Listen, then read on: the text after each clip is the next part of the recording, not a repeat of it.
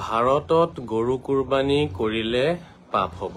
মই যোৱাকালি আপোনালোকক কৈছিলো আৰু ইয়াৰ আগতো বহুবাৰ এই কথাষাৰ মই আপোনালোকক জনাই আহিছিলো যে ভাৰতবৰ্ষত গৰু কুৰবানী কৰিলে পাপ হ'ব। এতিয়া কাৰণটো কি? মই যোৱাকালি কাৰণ তিনিটা কৈছিলো আপোনালোকক। মই আজি আকৌ এবাৰ কৈ দিছো। প্ৰথমটো কাৰণ হৈছে যিহেতু গৰুক তেওঁলোকে পূজা কৰে, পূজনীয় হয়, তেওঁলোকৰ ধৰ্মীয় আবেগ জড়িত হৈ আছে আৰু তেওঁলোকে কষ্ট পায় আমি গৰু কুৰবানী কৰিলে, সেয়েহে গৰু কুৰবানী হাৰাম হ'ব, নিষিদ্ধ হ'ব। দ্বিতীয়টো কাৰণ হৈছে ঈদৰ দিনা যদি আমি গৰু কাটো তেতিয়াহ'লে আমাৰ যিসকল সনাতনী বন্ধু আছে বা যিসকলে গৰু নাখায়, আমি তেওঁলোকক লৈ পেলাই ঈদৰ দিনা এসাঁজ ভাত খাব নোৱাৰিম আৰু একেলগে উৎসৱ পালন কৰিব নোৱাৰিম। গতিকে সেইটো উৎসৱ হৈ নাথাকিব তেতিয়া। বুজি পাইছেনে? সেইটো ঈদৰ অৰ্থটো নাইকিয়া হৈ যাব, উৎসৱৰ অৰ্থ নাইকিয়া হৈ যাব। সেয়েহে গৰু কি কৰিব লাগে? আমি সকলোৱে ত্যাগ কৰিব লাগে। আৰু ৩ নম্বৰ কাৰণটো হৈছে গৰু কুৰবানী নিষিদ্ধ হোৱাৰ, সেইটো হৈছে যে গৰুৰ যি কুৰবানী কৰাৰ পিছত যিটো মাংস, মানে কুৰবানীৰ মাংস যিটো সকলোৱে বিলাই দিয়ে, মানে ৰাইজক বিলোৱা হয়। তো হজৰত মহম্মদে কিন্তু সকলোকে বিলাব কৈছে, হিন্দু, মুছলমান, খ্ৰীষ্টান সকলোকে হজৰত মহম্মদে কুৰবানীৰ মাংস বিলাব কৈছে। হজৰত মহম্মদে এইটো কোৱা নাই যে কুৰবানীৰ মাংস অকল আপোনালোকে নিজৰ ধৰ্মৰ মানুহক বিলাব, তেনেকুৱা কথা কোৱা নাই। আৰু যিহেতু গৰু কুৰবানী কৰিলে সেই গৰুৰ মাংসটো আমি অন্য কাকো বিলাব নোৱাৰিম, অকল আমাৰ নিজৰ ধৰ্মৰ মানুহকে বিলাব পাৰিম। সেয়েহে গৰু কুৰবানীটো নিষিদ্ধ হ'ব লাগে। বুজি পাইছেনে? আটাইতকৈ ডাঙৰ কাৰণটো হৈছে বেলেগে পূজা কৰা বস্তু এটা আপুনি কিয় কুৰবানী কৰি আছে? আৰু তেওঁলোকৰ তাত আপত্তি আছে, উজৰ আপত্তি আছে। তেনে ক্ষেত্ৰত আমি তেওঁলোকক দুখ দিয়াটো, সেইটো ইছলামে সেইটো কেতিয়াও এলাও নকৰে।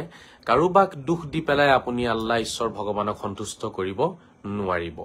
কাৰোবাক দুখ দিব নোৱাৰে। আপুনি নিজৰ উৎসৱ পালন কৰক। আপুনি উৎসৱ পালন কৰিব গৈ পেলাই যদি আপুনি 100 কোটি মানুহৰ মনত যদি কষ্ট দিয়ে, হে ঈশ্বৰ আল্লাহ ভগৱানে কেতিয়াও গ্ৰহণ নকৰিব। বুজি পাইছেনে?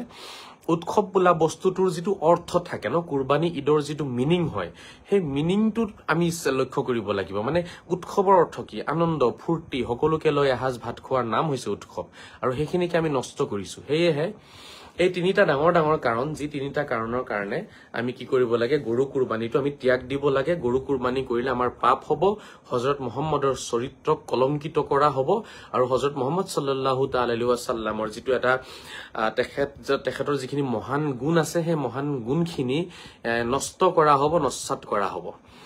কাৰণ তেখেতে বাৰম্বাৰ আমাক বুজাই থৈ গৈছে যে কাকো মনত দুখ নিদিবা, কোনো কৰ্মৰ জৰিয়তে, কথাৰ জৰিয়তে। তেনে ক্ষেত্ৰত আমি 100 কোটি সনাতনী সমাজক আমি কষ্ট দিওঁ। গতিকে এই বস্তুটো আমি কি কৰিব লাগে? ত্যাগ কৰিব লাগে, নিষিদ্ধ হ'ব। পাপ হ'ব, ডাঙৰ পাপ, ইয়াতে কোনো সন্দেহ নাই। কিন্তু এতিয়া ইয়াতে এই বিষয়টো লৈ পেলাই যাৰ এই বিষয়টো বুজিবলগীয়া আছে, তেওঁলোক মোৰ লগত লাইভত আহিব পাৰিব। আহি পেলাই বিষয়টোত যদি আপোনালোকৰ কিবা কুৱেশ্যন আছে, প্ৰশ্ন আছে, আপোনালোকে বুজাবুজি কৰিব পাৰিব। ঠিক আছে, আপোনালোকে আহক, লাইভত আলোচনা কৰক, বুজি লওক।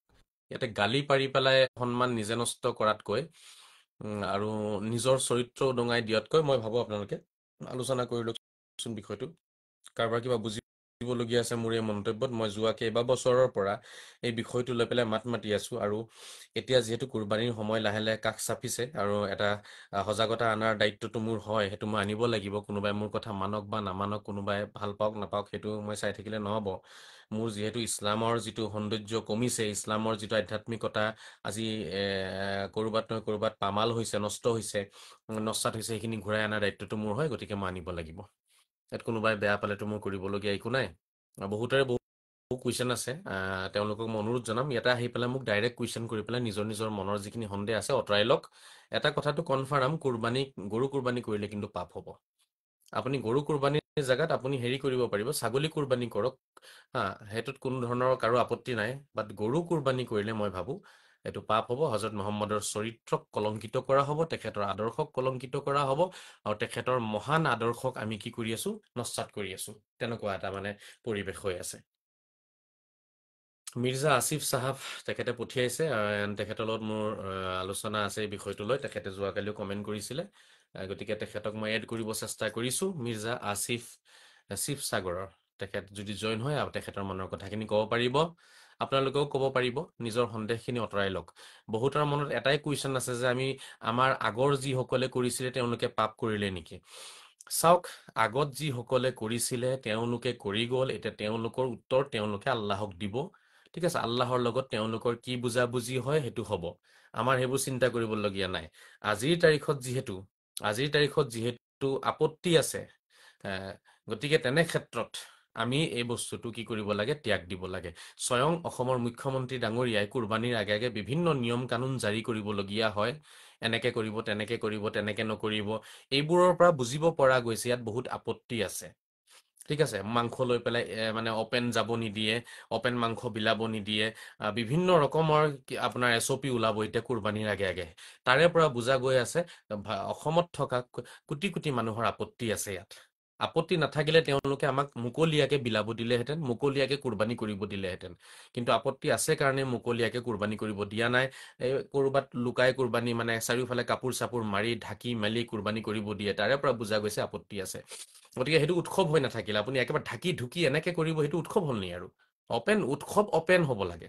ছাগলী অপেন কাটক, মই ভাবো মুখ্যমন্ত্ৰীয়ে কোনো ধৰণৰ SOP জাৰি নকৰে যে ছাগলী কাটিব চবে।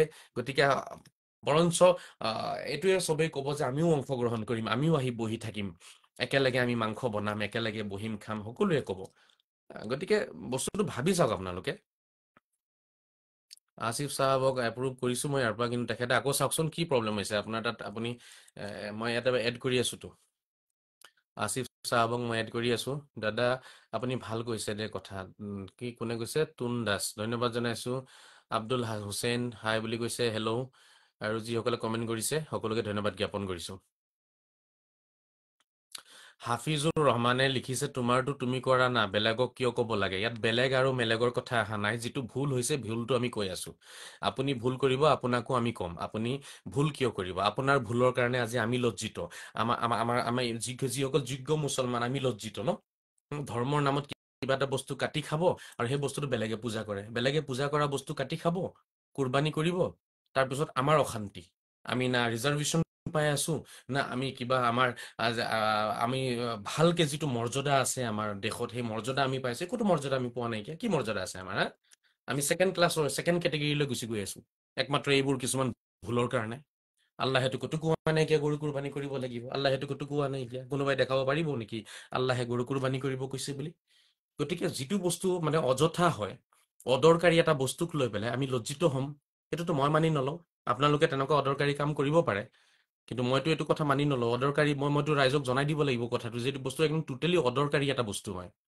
অদৰকাৰী এটা বস্তু লৈ পেলাই সমাজত এনেকুৱা এটা বিভাজন আনাটো, আৰু ধৰক হজৰত মহম্মদৰ চৰিত্ৰ কলংকিত কৰাটো, সেইটো কিন্তু বহুত বেয়া কথা। আসিফ চাহাবে লিখিছে তেওঁৰ তাত একো অহা নাই। আপুনি পঠাওক, মই ইয়াৰ পৰা এপ্ৰুভ কৰি আছোতো। এপ্ৰুভ কৰিলে চেণ্ড, কি হয়, মই ইয়াৰ পৰা আপোনাক এপ্ৰুভ কৰি আকৌ চেণ্ডো কৰি দিছো, এড কৰি আছো আপোনাক। ঠিক আছে, আহক কথাখিনি পাতক। অদৰকাৰী বস্তু নহয়। এতিয়া ধৰক কুৰবানীটো, আপোনালোকে কুৰবানীয়ে যদি আপোনালোকৰ উদ্দেশ্য, তেতিয়াহ'লে ছাগলী কৰক না। ছাগলীত আপোনালোকৰ কিয় আপত্তি? মই এইটো বুজিব পৰা নাইকিয়া। ছাগলী কুৰবানী কৰিলে গোটেই সমাজৰ মানুহ আমি একেলগে এসাঁজ ভাত খাব নোৱাৰিম জানো? মোক বুজাই দিয়ক।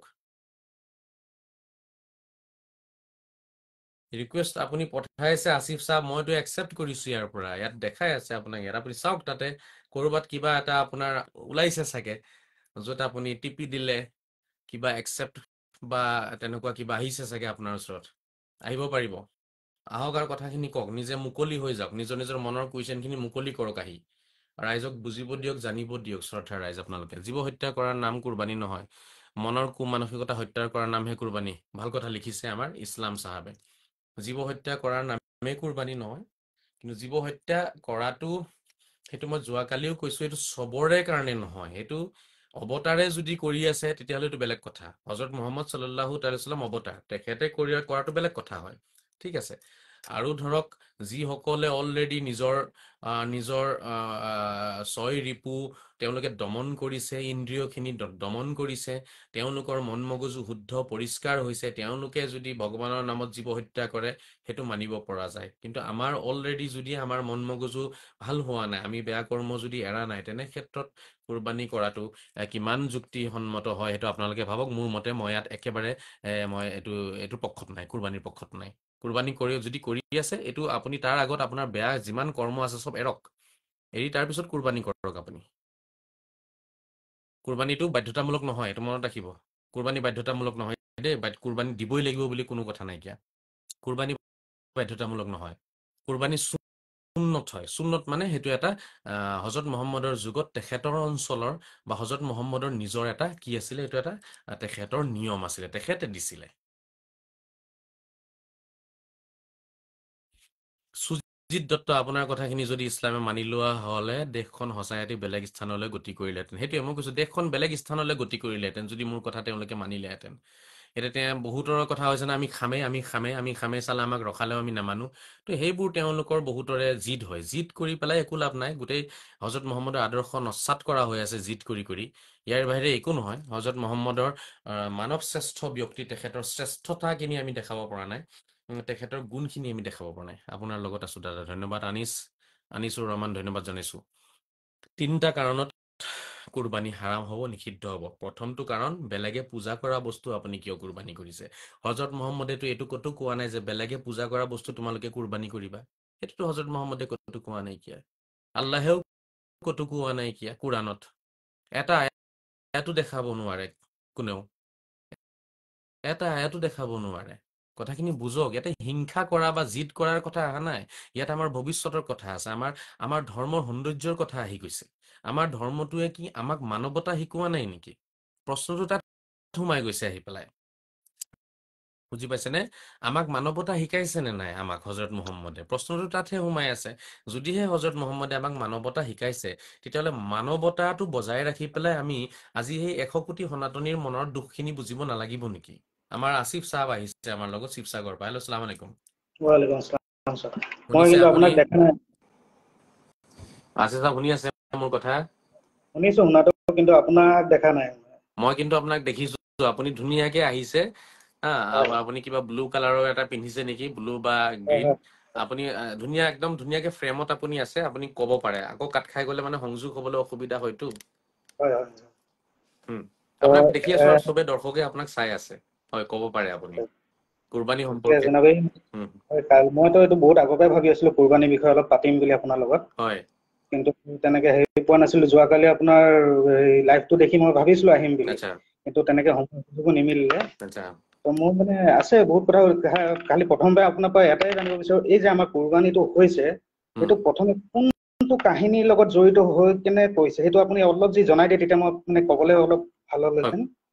মানে কুৰবানীটো ইব্ৰাহিম নবী, অৱতাৰ ইব্ৰাহিম আছে, আমি ইব্ৰাহিম নবী বুলি কওঁ। তেখেতে হয়, বহু বছৰ তপস্যা কৰাৰ পিছত তেখেতে সন্তান পাইছিলে। ঠিক আছে। 80 বছৰ বুলি হয়, 80 বছৰ পাই বুলি পাই কিছু ৰাইটাৰে 80 বছৰ লিখে, কিছুমানে 70, কিছুমানে 90। মোটামুটি এক দীৰ্ঘদিনীয়া তপস্যাৰ পিছত বৃদ্ধ বয়সত যে তেখেতে কি পাইছিলে, সন্তান পাইছিলে। সন্তান আৰু সেই সন্তানটো তেখেতে, এজনে হয় প্ৰথম সন্তানে পাইছিলে এজন। হয় হয় হয় হয়, সেই সন্তানটো তেখেতৰ আছিলে। আৰু সেই সন্তানক তেখেতে বহু মৰম কৰিছিলে। তেতিয়া আল্লাহে তেখেতক পৰীক্ষা কৰিবলৈ কাৰণে, বুজি পাইছেনে, হয় হয় ইছমাইল নামৰ সন্তান আছিলে।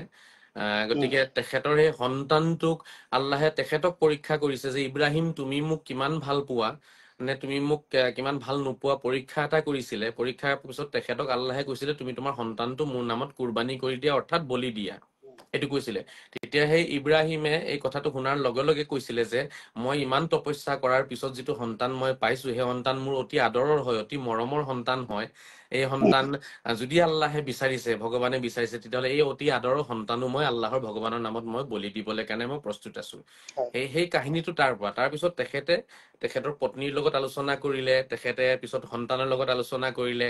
পত্নীক কথাখিনি জনোৱা নাছিলে আগতে, যিহেতু পত্নীয়ে হয়তো একচেপ্ট নকৰিব পাৰে।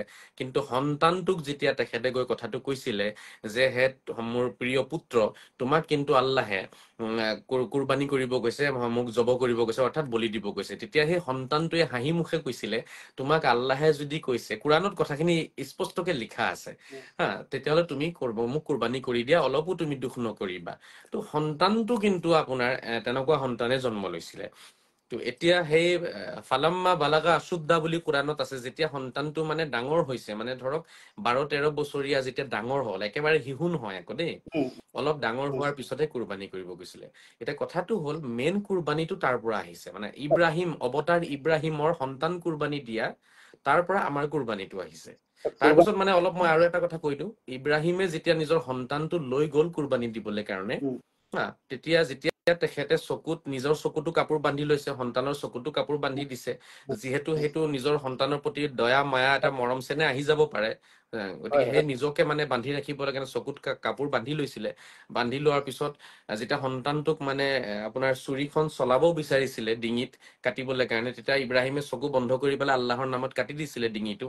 আৰু সেই সময়তে যেতিয়া চুৰি চলাই দিলে, তেতিয়া আল্লাহে পৰীক্ষাত দেখিলে পাছ কৰিছে, লগে লগে আল্লাহে তেতিয়া চুৰিক আদেশ দিলে যে সেই চুৰি তুমি নাকাটিবা, তুমি ডিঙি নাকাটিবা। তেতিয়া চুৰিয়ে এই সন্তানৰ ডিঙিটো নাকাটিলে ইছমাইলৰ।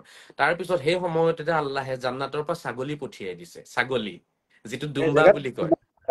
দুম্বা হৈ গ'ল, দুম্বাটো আমাৰ ভাষাত ছাগলী, আমাৰ ভাষাত ছাগলী। সেই ছাগলী দুম্বা একে বস্তু হয়।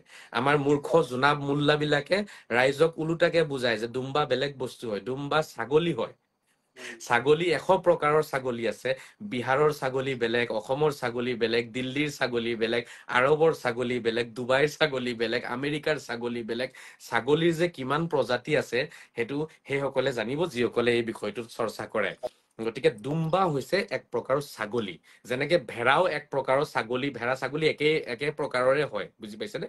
অলপ বেলেগ, মানে অলপ শাৰীৰিকভাৱে গঠন অলপ বেলেগ বেলেগ থাকে, বা মাংসৰ সোৱাদ অলপ বেলেগ বেলেগ থাকে, মানে দেখাত একেই ওখ পাখত এনেকুৱা প্ৰজাতিৰে হয় ভেড়া ছাগলী। তো সেই ভেড়া ছাগলীৰে এটা প্ৰজাতি হৈছে দুম্বা, সেইটো আল্লাহে পঠিয়াই দিলে। ইব্ৰাহিমে চকু খুলি দেখে যে ল'ৰা থিয় হৈ আছে, ল'ৰাৰ জেগাত আপোনাৰ কি হৈ গ'লগে, সেই স্বৰ্গৰ পৰা জান্নাতৰ পৰা পঠিয়াই দিয়া দুম্বাটো কুৰবানী হৈ পৰি আছে। মানে ইব্ৰাহিমৰ পৰীক্ষাত ইব্ৰাহিমে পাছ কৰিলে। আৰু সেই তেতিয়াৰ পৰাই এই আমাৰ কুৰবানী বুলি কিবা এটা জন্তু মাৰে নে সেই কুৰবানী তেতিয়াৰ দিয়া পৰাই আমাৰ এই বস্তুটো চলি আহিলে। হয়, মই মানে ইয়াতে এতিয়া মোৰ হেৰি আছে, এই ইয়াত মানে আল্লাহে কিন্তু বুজা মানে বহুতখিনি বেলেগ কথাও ইয়াত বুজিবলগীয়া বহুত আছিলে। আছে। ইব্ৰাহিম আলাইহিছালামৰ ধৈৰ্যৰ গুণটো, ইব্ৰাহিম আলাইহিছালামৰ আল্লাহৰ প্ৰতি বিশ্বাসটো, তাৰপৰা ল'ৰাৰ আল্লাহৰ প্ৰতি 12 বছৰ বয়সত আল্লাহৰ প্ৰতি বিশ্বাসটো, তাত বহুত কিছু আছিলে। কিন্তু আমাৰ মানুহে কিন্তু সেই চব নলৈ পেলাই এই কুৰবানীটোহে কেলে ললে। ইয়াত মোৰ মানে আছে প্ৰশ্ন, ইয়াত মোৰ মানে আজি মানুহজন 80 বছৰ বয়সত এটা ল'ৰা পাইছে, ল'ৰা পোৱাৰ পিছত ইমান ল'ৰাটো তেওঁ হেৰি কৰে, আল্লাহে তেওঁৰ পৰা সেইটো পৰীক্ষা ললে, পৰীক্ষাটোতো পাছ কৰিলে। সেই তেনেকুৱা এটা ইমান আমি বনাব পাৰো নে নোৱাৰো? আল্লাহক যে বিশ্বাস কৰিব পাৰো ইমান বনাব পাৰো। আল্লাহ চব এতিয়া কৰো বুলি ক'লে চব কৰিব পাৰে। এতিয়া এই কাহিনীটোত শুনা মতে চুৰিখন অলৰেডি ডিঙিত চলাই দিলে, চলাই দিয়াৰ পিছত মানে সেইটো দুম্বা হৈ গৈছে বোলে। আৰু চলাই দিওঁতে আপোনাৰ আল্লাহ যাদুগৰো নহয়, এইটো নাইকিয়া কৰি দিব যে, কাৰণ চুৰি যেতিয়া অলৰেডি চলি গ'ল, তাত তেওঁ কাট খাইছে বুলি নিজে অনুমান পাইছে ন, ডিঙিটো কাট খাইছে বুলি অনুমান পাইছে। আল্লাহ যাদুগৰ নহয় যে তাত নাইকিয়া কৰি দিব। আল্লাহ পৰীক্ষাই লৈ আছে, তেওঁতো জানে এওঁ মানুহজন পৰীক্ষাত পাছ কৰিব। তো পিছত তেওঁ সেইটো দুম্বা কৰি দিলে। কিন্তু মানুহখিনি আমাৰ দুম্বা বা ছাগলী বা গৰু কুৰবানী দিয়াত গুচি গ'ল যে নিজৰ ল'ৰা ছোৱালীক বচাবলে হেৰি কৰিব লাগে, কিবা এটা জন্তু মাৰিব লাগে। কিন্তু একচুৱেলি মই মানে এইটো মই মানে হেৰি নহয়, মানে এইটোত যে আল্লাহ সেইটোৱে যে কুৰবানী যে সেইটো কাৰণে কৰিব দিছে এইটো নাই, তাত আৰু বেলেগ বহুত কিছুমান কথা সোমাই আছিলে, কিন্তু মানুহে আমাৰ সেই চব বুজি পোৱা নাই। আজি ইব্ৰাহিম আলাইহিছ ইছলামৰ যোনখিনি ত্যাগ, তেওঁ 80 বছৰলৈকে এটা সন্তান পাবৰ কাৰণে আল্লাহ কিমান বিচাৰিলে, কিমান বিচৰাৰ পিছত এটা 80 বছৰ বয়সত তেওঁক আল্লাহে এটা সন্তান দিলে। সন্তানটো আকৌ 12 বছৰ হোৱাৰ পিছত তেওঁক আল্লাহে আকৌ বিচাৰি ললে। আল্লাহক বিশ্বাস কৰি পেলাই আল্লাহৰ ওপৰত বিশ্বাসো আছে যে মোক আল্লাহে যেতিয়া ইমান মৰমত সন্তানটো দিছে, তো আল্লাহে মোৰ পৰা কেতিয়াও এইটো কাঢ়িব নোৱাৰে। তেওঁ আল্লাহৰ ওপৰত সেইটো বিশ্বাস আছে। সেইটো বিশ্বাস আসিফ চাওক, সেইটো বিশ্বাস আছে, কিন্তু এইটোও জানে ইব্ৰাহিমে যে আল্লাহে যদি ল'ব বিচাৰিছে সঁচাকে লৈ যাবগে। আল্লাহে সঁচাকে ল'ব বুলিয়ে তেখেতে সঁচা অন্তৰেৰে কুৰবানীটো কৰিছিলে। বচাই দিব আল্লাহে সেইটো তেখেতৰ মনত নাছিলে, তেখেতৰ বিশ্বাসত মানে ধৰক কল্পনাটো নাছিলে যে তেখেতৰ কাৰণে আল্লাহে জান্নাতৰ পৰা বেলেগ পশু পঠাই দিব, সেইবোৰ তেওঁ ভবা নাছিলে। তেওঁ এডভান্স ভবা সেইখিনি নাছিলে, ভাবা কিন্তু নাছিলে হয় তেখেত প্ৰকৃত মনেৰে শ্ৰদ্ধাৰে তেখেতে আগবঢ়াইছিলে হয় কিন্তু জনাব চওক এতিয়া আজৰি চাওক এতিয়া আমি যেতিয়া মানে মানে নিজৰ ল'ৰাটোক যেতিয়া কুৰবানী কৰিম আল্লাহ যিমান হলেও বিশ্বাস এটা থাকিব আল্লাহে যেতিয়া মৰমত মোক দিছে ইমানখিনি তপস্যা কৰাৰ পিছত 80 বছৰ বয়সত যেতিয়া ল'ৰা এটা দিছে তো সেইকণত তেওঁ যেতিয়া আল্লাহক ইমান মানে তেওঁৰ মনতো এটা বিশ্বাস আছে যে আল্লাহে মোৰ পৰা ল'ৰাটো নাকাঢ়ে মোক পৰীক্ষা তেওঁ লৈছে। বিশ্বাস এইটোৱে আছে আল্লাহে খুজিছে দি দিব লাগে আল্লাহে পিছত লাগিলে আকৌ মোক দিব সেই ঘূৰাই দিব সেইবোৰ বিশ্বাস লৈ তেওঁ যোৱা নাছিলে সেইবোৰ বিশ্বাস লৈ গ'লে 2 নম্বৰী হৈ যাব যে তেখেতে ভাবি আছে মই কাটিব লৈ যাম ল'ৰাটো বলি দিম আল্লাহে বচাই দিব সেইবোৰ তেখেতে ভাবা নাছিলে তেখেতৰ কথা ইমানটোৱে যে দিব লাগে মই দি আছো আৰু তেখেতে দি দিলে এতিয়া কথাটো হ'ল যে সেই তাৰ পৰা আমি কি পাওঁ আমাৰ তাৰ পৰা শিক্ষাটো হৈছে যে কুৰবানী বোলা বস্তুটো আচলতে ত্যাগৰ নাম যে 80 বছৰ বয়সত যেতিয়া আপুনি এটা সন্তান পাব সেই সন্তানটো আপুনি ত্যাগ দিব পাৰিবনে আল্লাহৰ নামত সেই পৰীক্ষাটো ইব্ৰাহিমক আল্লাহে কৰিছিলে যে ইব্ৰাহিম তুমি যে 80 বছৰলৈকে কান্দিলা তুমি বনে জংগলে কান্দিছা তপস্যা কৰিছা সন্তানৰ কাৰণে আৰু 80 বছৰত তোমাক যিটো সন্তান দিছো তুমি সেই সন্তানো মোৰ কাৰণে ত্যাগ দিব পাৰিবানে তেতিয়া ইব্ৰাহিমে দেখাই দিলে যে 80 বছৰ কেলে হে আল্লাহ হে ঈশ্বৰ মই তোমাৰ কাৰণে যদি 1000 বছৰো কান্দো কান্দাৰ পিছতো যদি সন্তান দিয়া সেই সন্তানো মই তোমাক কি কৰিব পাৰিম তোমাৰ নামত দি দিব পাৰিম ইব্ৰাহিমে দিলে দিয়াৰ পিছত আল্লাহৰ সন্তুষ্টি আল্লাহে তেখেতক ৰিটাৰ্ণ গিফ্ট হিচাপে আকৌ সন্তান ঘূৰাই দিছে সেইটো এটা বেলেগ মেটাৰ সেইটো আমি চাব নালাগে আজিৰ কথা হৈছে আমি জানো ইব্ৰাহিমৰ দৰে সন্তান দিব পাৰিম আমিতো নোৱাৰো আমি জানো পাৰিম আমি সন্তান দিব নোৱাৰো কিন্তু কিন্তু সেইকাৰণে হজৰত মুহম্মদে আমাৰ কাৰণে অলপ সহজ উপায় এটা দি দিছে যে নিজৰ সন্তান তোমালোকে দিব নোৱাৰা চবৰে সিমানখিনি বিশ্বাস নাথাকে ভগৱানৰ প্ৰতি বা সিমান ধৈৰ্য চবৰে নাথাকে সেইকাৰণে হজৰত মুহম্মদে এই কথাটো জনাই থৈ গৈছে যে ভগৱানৰ নামত কিবা এটা পহু তোমালোকে বলি দিবা বছৰে যিহেতু গোটেই বছৰ তোমালোকে নিজে খাই সেইটো আছা নিজৰ আল্লাহে কৈছে জানো জনাব মোৰ মানে সেইটোৱে অকমান মানে মোৰ সন্দেহ কাৰণ আল্লাহে এটা জীৱ তেওঁৰ নামত যে মাৰিবলৈ ক'ব বুলি মোৰ মনে নকয় কাৰণ মইতো কোৰাণ নাজানো সেইটো সঁচা কথা কোৰাণটো মই এনে নাই ওপৰে কৈছে পঢ়িব অৰ্থ কৈছে নাজানো। চাওক আল্লাহে কৈছে সেইটো কোনো ধৰণৰ ইয়াতে প্ৰব্লেম নাই আল্লাহৰ ঈশ্বৰে গোটেই বস্তুখিনি জীৱ জগত সৃষ্টি কৰিছে ঈশ্বৰে আপোনাক পৰীক্ষা কৰিবলৈ কাৰণে আপোনাক কোৱাটো কোনো ডাঙৰ কথা নহয় বুজি পাইছে আপুনি এতিয়া পাৰিব নাই মানে আল্লাহে চবকে সেই কোনটো কণ্ডিশ্যনত কৈছে ইব্ৰাহিম কেনেকুৱা আছিলে ইব্ৰাহিম নবী তেখেতৰ চৰিত্ৰ চাওক তেখেতে নিজৰ যিখিনি বেয়া গুণ তেখেতৰতো নাই তেখেত অলৰেডি তেখেত নবী হয় পয়গাম্বৰ হয় দূত হয় ন গতিকে তেনে ক্ষেত্ৰত তেখেতকহে কৈছে যে তোমাৰ 80 বছৰৰ তপস্যাটো তুমি মোৰ নামত দিব পাৰিবানে তো তেখেতে সেইটো দিছে এইটো এক প্ৰকাৰ দক্ষিণা বুলি ক'ব পাৰে গুৰু দক্ষিণা যেনেকে কয় ন মানুহে তো ইব্ৰাহিমে এটা দক্ষিণা দিছিলে আল্লাহক তো আমাকো বছৰেকীয়া ভাৱে হজৰত মুহম্মদে আমাক কৈছে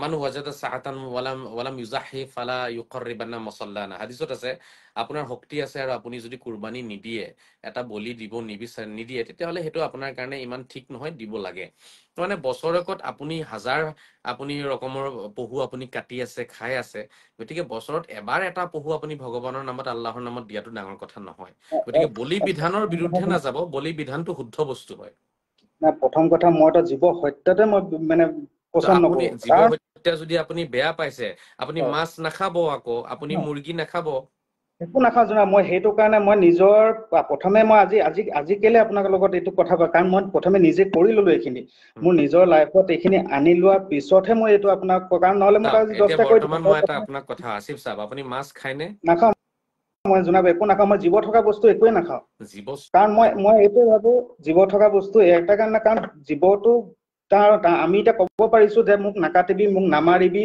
মোৰ জীয়াই থাকিবলৈ মন আছে আজি মোৰ মুখখনে আছে কাৰণে মই ক'ব পাৰিছো চাওক কিন্তু জীৱ এটাৰ তেনেকুৱা মুখ দাদা নাই। মই এটা কথা কওঁ আপোনাৰ কথাটো মই বুজিলো চাওক এইটো আপোনাৰ এটা ভাল চিন্তাধাৰা যে মই জীৱ হত্যা নকৰো বা মই নাখাওঁ সেইটো ভাল কথা ময়ো আপোনাক ভাল পাইছো এইটো কাৰণে বাট কোনোবাই যদি জীৱ হত্যা কৰি খাই আছে তেতিয়াহ'লে সেইটো আপুনি পাপ বুলি ক'ব নোৱাৰে ঠিক আছে পৃথিৱীত কোটি কোটি মই মানুহে মোৰ কথাটো শুনক পৃথিৱীত কোটি কোটি মানুহে জীৱ হত্যা কৰি খাই আছে মাছ খাই আছে চিকেন খাই আছে মুৰ্গী খাই আছে হাঁহ খাই আছে গাহৰি খাই আছে মানে ছাগলী খাই আছে একো প্ৰব্লেম নাই কিয়নো আল্লাহে সেই জীৱটোক আপোনাৰ খাদ্য হিচাপেইটো বনাইছে এতিয়া আপুনি মোক মুৰ্গী কেলে বনাইছে আপুনি দেখাব পাৰিব নি অন্য কিবা কাৰণ যে আল্লাহে মুৰ্গী কেলে সৃষ্টি কৰিছে আল্লাহে মুৰ্গী মানুহৰ খাদ্য হিচাপে বনাইছে মানুহৰ খাদ্য হিচাপে জনাব মই বিশ্বাস কৰো মাটিৰ পৰা উৎপন্ন হোৱা খাদ্যটোহে মানুহৰ খাদ্য বুলিহে মই ভাবো কাৰণ দাদা চব আমাৰ আপুনি কি দেহাটো ভাবে আচ্ছা সেইটো আপুনি কি ভাবে এইটো ইম্পৰ্টেণ্ট নহয় মোৰ অকল ভাৱনাটোহে কৈছো দেই জনাব মই এইটো মই যে বুজিছো আপুনি কি ভাবে সেইটো ইম্পৰ্টেণ্ট নহয়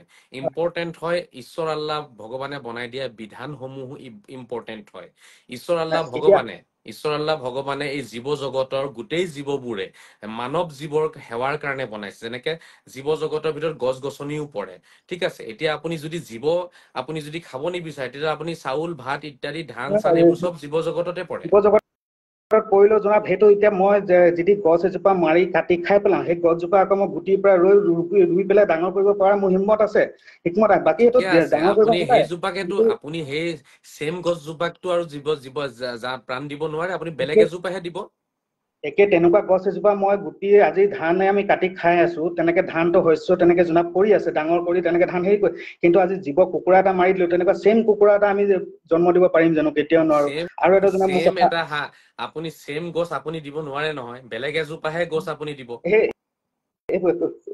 প্ৰডাক্টটো সেইটোৱে হ'ব আজি যেনিবা আমি জহা চাউলে খাই আছো জহা চাউল নেক্সট আকৌ জহা ধানেই আমি সেই জহা চাউলৰ পৰাই গুটিৰ পৰাই আমি আপুনি উলিয়াব পাৰিম আপুনি নিজৰ কথা নিজেই বুজি পোৱা নাই বুজি আপোনাক মই আৰু এটা কৈছো কথা আপুনি জহা ধান খাওক আপুনি আৰু বাচমতি খাওক যিয়ে নাখাওক যি গছৰ পৰা যি মানে খেতিৰ পৰা বাচমতি যিখিনি আপুনি খালে ভাত সেই ভাত খিনি যিটো গছৰ পৰা চাউল খিনি ওলাইছে গছজোপাৰ পৰা সেই গছজোপাকটো জীয়াই তুলিব নোৱাৰে আপুনি চেম তেনেকুৱা একে তেনেকুৱা আৰু বেলেগ বীজ ৰোপন কৰি পেলাই আপুনি তেনেকুৱা আৰু আপুনি আকৌ চাউল বনাব পাৰিব ভাত আপুনি উৎপাদন কৰিব পাৰিব সেইটো বেলেগ কথা কিন্তু আপুনি চেম যিটো খালে সেইটোক আপুনি আকৌ গছলে বনাই আপুনি ৰূপান্তৰ কৰিব পাৰিব নেকি কেতিয়াও নোৱাৰো কিন্তু আপোনাৰ হেৰিটো কুকুৰা বা গৰু বা ছাগলী তেনেকুৱাতো একোৱে নহয় আৰু এটা কথা জনাব ৰ'ব এতিয়া ৰ'ব বাঘ ৰ'ব আপুনি এইটো কনচেপ্টটো ক্লিয়াৰ কৰা আপুনি নিজে কনফিউজ হৈ আছে জীৱ জগত আৰু জড় জগত বুলি ক'লে চায়েন্সত বস্তুটো বুজি ল'ব জীৱ জগতত দুই প্ৰকাৰৰ জীৱ থাকে ফিলিংছ থকা বা ফিলিংছ নথকা এতিয়া ক'ত নথকা ফিলিংছ আছে দাদা হৈ ক'ত গ'ল ফিলিংছ আৰু আছে হৈ গ'ল ক'ত ফিলিংছ আছে ক'ত ফিলিংছ নাই সেইটো আপুনি বহুত বেছি নাজানে এইটো ভগৱানৰ বাহিৰে কোনেও নাজানে গছ গছনিতো ফিলিংছ থাকিব পাৰে এইটো আপুনি নাজানে এইটো এটা বেলেগ কথা এতিয়া কথা হ'ল চাওক জীৱ হত্যাটো আপুনিও কৰি আছে সেয়া আপুনি বেছিতকে বেছি এইটো ক'ব পাৰিব যে আপুনি ফিলিংছ নথকা জীৱ হত্যা কৰিছে যেনে গছ গছনি কাটিছে শাক পাচলিবোৰ আপোনাৰ আলু লাও বেঙেনা সেইবোৰো জীৱ নহয় নেকি সেইবোৰ চব জীৱ হয় সেইকাৰণেতো সৰুৰ পৰা ডাঙৰ হৈ পেলাই ডাঙৰ হৈ যায় জীৱ আছে তাত বাট আপুনি ইমানখিনি ক'ব পাৰিব যে লাও বেঙেনাত সিমানখিনি ফিলিংছ নাই যিমান ফিলিংছ কুকুৰাত আছে ঠিক আছে তো ফিলিংছৰ প্ৰব্লেম হৈছে ইয়াত এতিয়া ফিলিংছ কম আছে বেছি আছে আপুনি সেইখিনি ক'ব পাৰিব বাট জীৱ হোৱাততো কোনো আপোনাৰ আপত্তি নাই জীৱটো হয় লাও বেঙেনা গতিকে চাওক সেইখিনি আমি সেইফালে যাবই নালাগে জীৱ হত্যা আপুনি কৰি আছে দিনে ৰাতিয়ে খাই আছে নহলে আপুনি থাকিব নোৱাৰিব এতিয়া এই আৰু বস্তুটো পাপ নহয়তো আৰু এটা কথা জনাব এতিয়া বাঘ এটা প্ৰধান খাদ্য হৈ গ'ল মাংস ছাগলী এজনী প্ৰধান খাদ্য হৈ গ'ল ঘাঁহ মানুহৰ প্ৰধান খাদ্য হৈ যাব কি মানুহৰ প্ৰধান খাদ্য বুলি নাই সেইটো মানুহৰ প্ৰধান খাদ্য ডিপেণ্ড কৰিব আপোনাৰ সেই মানুহ বা জাগা লৈ পেলাই ডিপেণ্ড কৰে কাৰোবাৰ প্ৰধান খাদ্য ৰুটি হয় কাৰোবাৰ প্ৰধান খাদ্য ভাত হয় কাৰোবাৰ প্ৰধান খাদ্য মাংস হয় জংঘলত থাকিলে মাংস খায় ঠিক আছে সেই নদীৰ কিনাৰত থাকিলে মাছ খায় এইটো প্ৰধান খাদ্য বুলি একো বস্তু নাই মানুহৰ মাংসটো জনাব মই জনা মতে মাংসটো কেতিয়া খাবলৈ লৈছিলে যেতিয়া মানুহে মানে এই ধান চাউল যেতিয়া উৎপাদন কৰা নাছিলে এইবোৰ তেতিয়া ধান জীয়াই চাউল আপুনি নাজানে একেবাৰে 5,000 10,000 20,000 লাখ কোটি বছৰ আগৰ পৰা ধান চাউল চলি আহিছে ইউচুফ নবীৰ ঘটনা কোৰাণত লিখা আছে যে তেতিয়া আপোনাৰ কি হৈ গৈছিলে ধান চাউল কম হোৱাৰ কাৰণে ইউচুফ নবীয়ে তেখেতে ধান চাউল জমা কৰিছিলে ৰাইজক 7 বছৰ তাতে আপোনাৰ হেৰি আহিছিলে 7 বছৰৰ এটা ডাঙৰ আপোনাৰ কি কয় এইটো আপোনাৰ প্ৰাকৃতিক দুৰ্যোগ আহিছিলে ইউচুফ নবীৰ যুগত আৰু সেই সময়তো ধান চাউল তেখেতে কি কৰিছিল ষ্টক কৰিছিলে তেখেতে ডাঙৰ গুদাম বনাইছিলে কোৰাণে এইবোৰ সাক্ষী দি আছে ধান চাউল আটা গেহু আদি এইবোৰ পৃথিৱীৰ সৃষ্টিৰ পৰাই এই বস্তুখিনি চলি আহি আছে আপুনি এইটো কোনেও পৃথিৱীত প্ৰমাণ কৰিব নোৱাৰিব যে বোলে 10,000 বছৰ আগত ধান চাউল আটা চাটা নাছিলে তেতিয়া মানুহে মাংস চাংস খাইছিলে 10,000 বছৰৰ পৰা ধান চাউল ওলাইছে এইবোৰ যুক্তিত নপৰে ন দাদা আজি ডেটততো মাংস আপোনাৰ বহুত জংঘল আপোনাৰ মানে মাংস এনেকুৱা ভাল নালাগে আপোনাৰ ব্যক্তিগত বেপাৰ এইটো আপুনি নকব যে এইটো কোনো ইছলামিক বেপাৰ হয় বা হজৰত মহম্মদক এতিয়া আপুনি ভুল বুলি ক'ব নেকি হজৰত মহম্মদে দেখোন নিজে ছাগলী কাটি ভুল খাইছে বুলি কোৱা নাই মই ভুল বুলি কোৱা নাই মই মানে এইটো তেতিয়াহ'লে আমাৰ বুজাত এতিয়া আপুনি যেনেকে কৈ মানে আছে যে হজৰত মহম্মদে শুদ্ধ বুজি নাপালে নেকি হজৰত মহম্মদে বুজি নাপালে নেকি না সেইটো তেতিয়া বিচৰা নাই মই। এতিয়া মানে কি আপুনি ক'ব যেনেকে বিচাৰিছে? কৈ থাকে 1400 বছৰৰ পৰাই কিছুমান আমাৰ মানে মোল্লাই আমাৰ গণ্ডগোল কৰি দিয়ে, মোৰো সেই তেনেকুৱা কিছুমান থিংকিং হয় যে আমি নিজৰ আপুনি দাদা, মুখত মই অ বুজিছো আপুনি বেছি ভাবি লৈছে। হযৰত মহম্মদ সাল্লাল্লাহু তাআলা সাল্লাম তেখেতে নিজে ছাগলী কুৰবানী কৰিছে, ছাগলী বলি দিছে তেখেতে নিজে। কিমান লাগে হাদিছ, এই কিতাপ আছে, আপোনাৰ অগণন হাদিছ আছে ইয়াত। এতিয়া কথা হ'ল আপুনি যদি কয় যে নহয় জীৱ হত্যা মহাপাপ, তেতিয়াহ'লে হযৰত মহম্মদ সাল্লাল্লাহু তাআলা সাল্লামে তেখেতে জীৱ হত্যা কৰিছে খাবলৈ কাৰণে, তেখেতে নিজে খাইছে। গতিকে অৱতাৰে ভুল কাম নকৰে। আৰু ইয়াতে যুক্তিও সোমাই আছে যে যিখিনি জীৱ মানুহৰ খাদ্যৰ বাবে সৃষ্টি কৰিছে ভগৱানে, সেইখিনি মানুহে কাটি খালে তাতে কোনো প্ৰব্লেম নাই। এতিয়া এইটো গম গাহৰিৰ পাই অন্য কোনো কাম নাই, গাহৰিৰ অন্য কোনো কাম নাই, গাহৰি মানুহে খায়। মাছৰ অন্য কোনো কাম নাই, মাছ মানুহে খায়। মুৰ্গীৰ অন্য কোনো কাম নাই, মুৰ্গী মানুহে খায়। ছাগলীৰ অন্য কোনো কাম নাই যে ছাগলীৰ জৰিয়তে মহাকাশত কিবা বোলে আপোনাৰ বেলেগ কিবা বোলে আপোনাৰ ঘটি যাব, ছাগলী নাথাকিলে পৃথিৱী ধ্বংস হৈ যাব। সেই তেনেকুৱা একো নাই। ছাগলী, গৰু, কুকুৰা, মুৰ্গী এইবোৰ মানুহৰ খাদ্যৰ কাৰণে বনাইছে আল্লাহে। না, ছাগলী, কুকুৰা, গৰু এই চব মই মানে বাঘ সিংহৰ খাদ্য বুলিয়ে ভাবো। নাই নাই নাই, এইটো কাৰণ আপুনিহে ভাবিছে।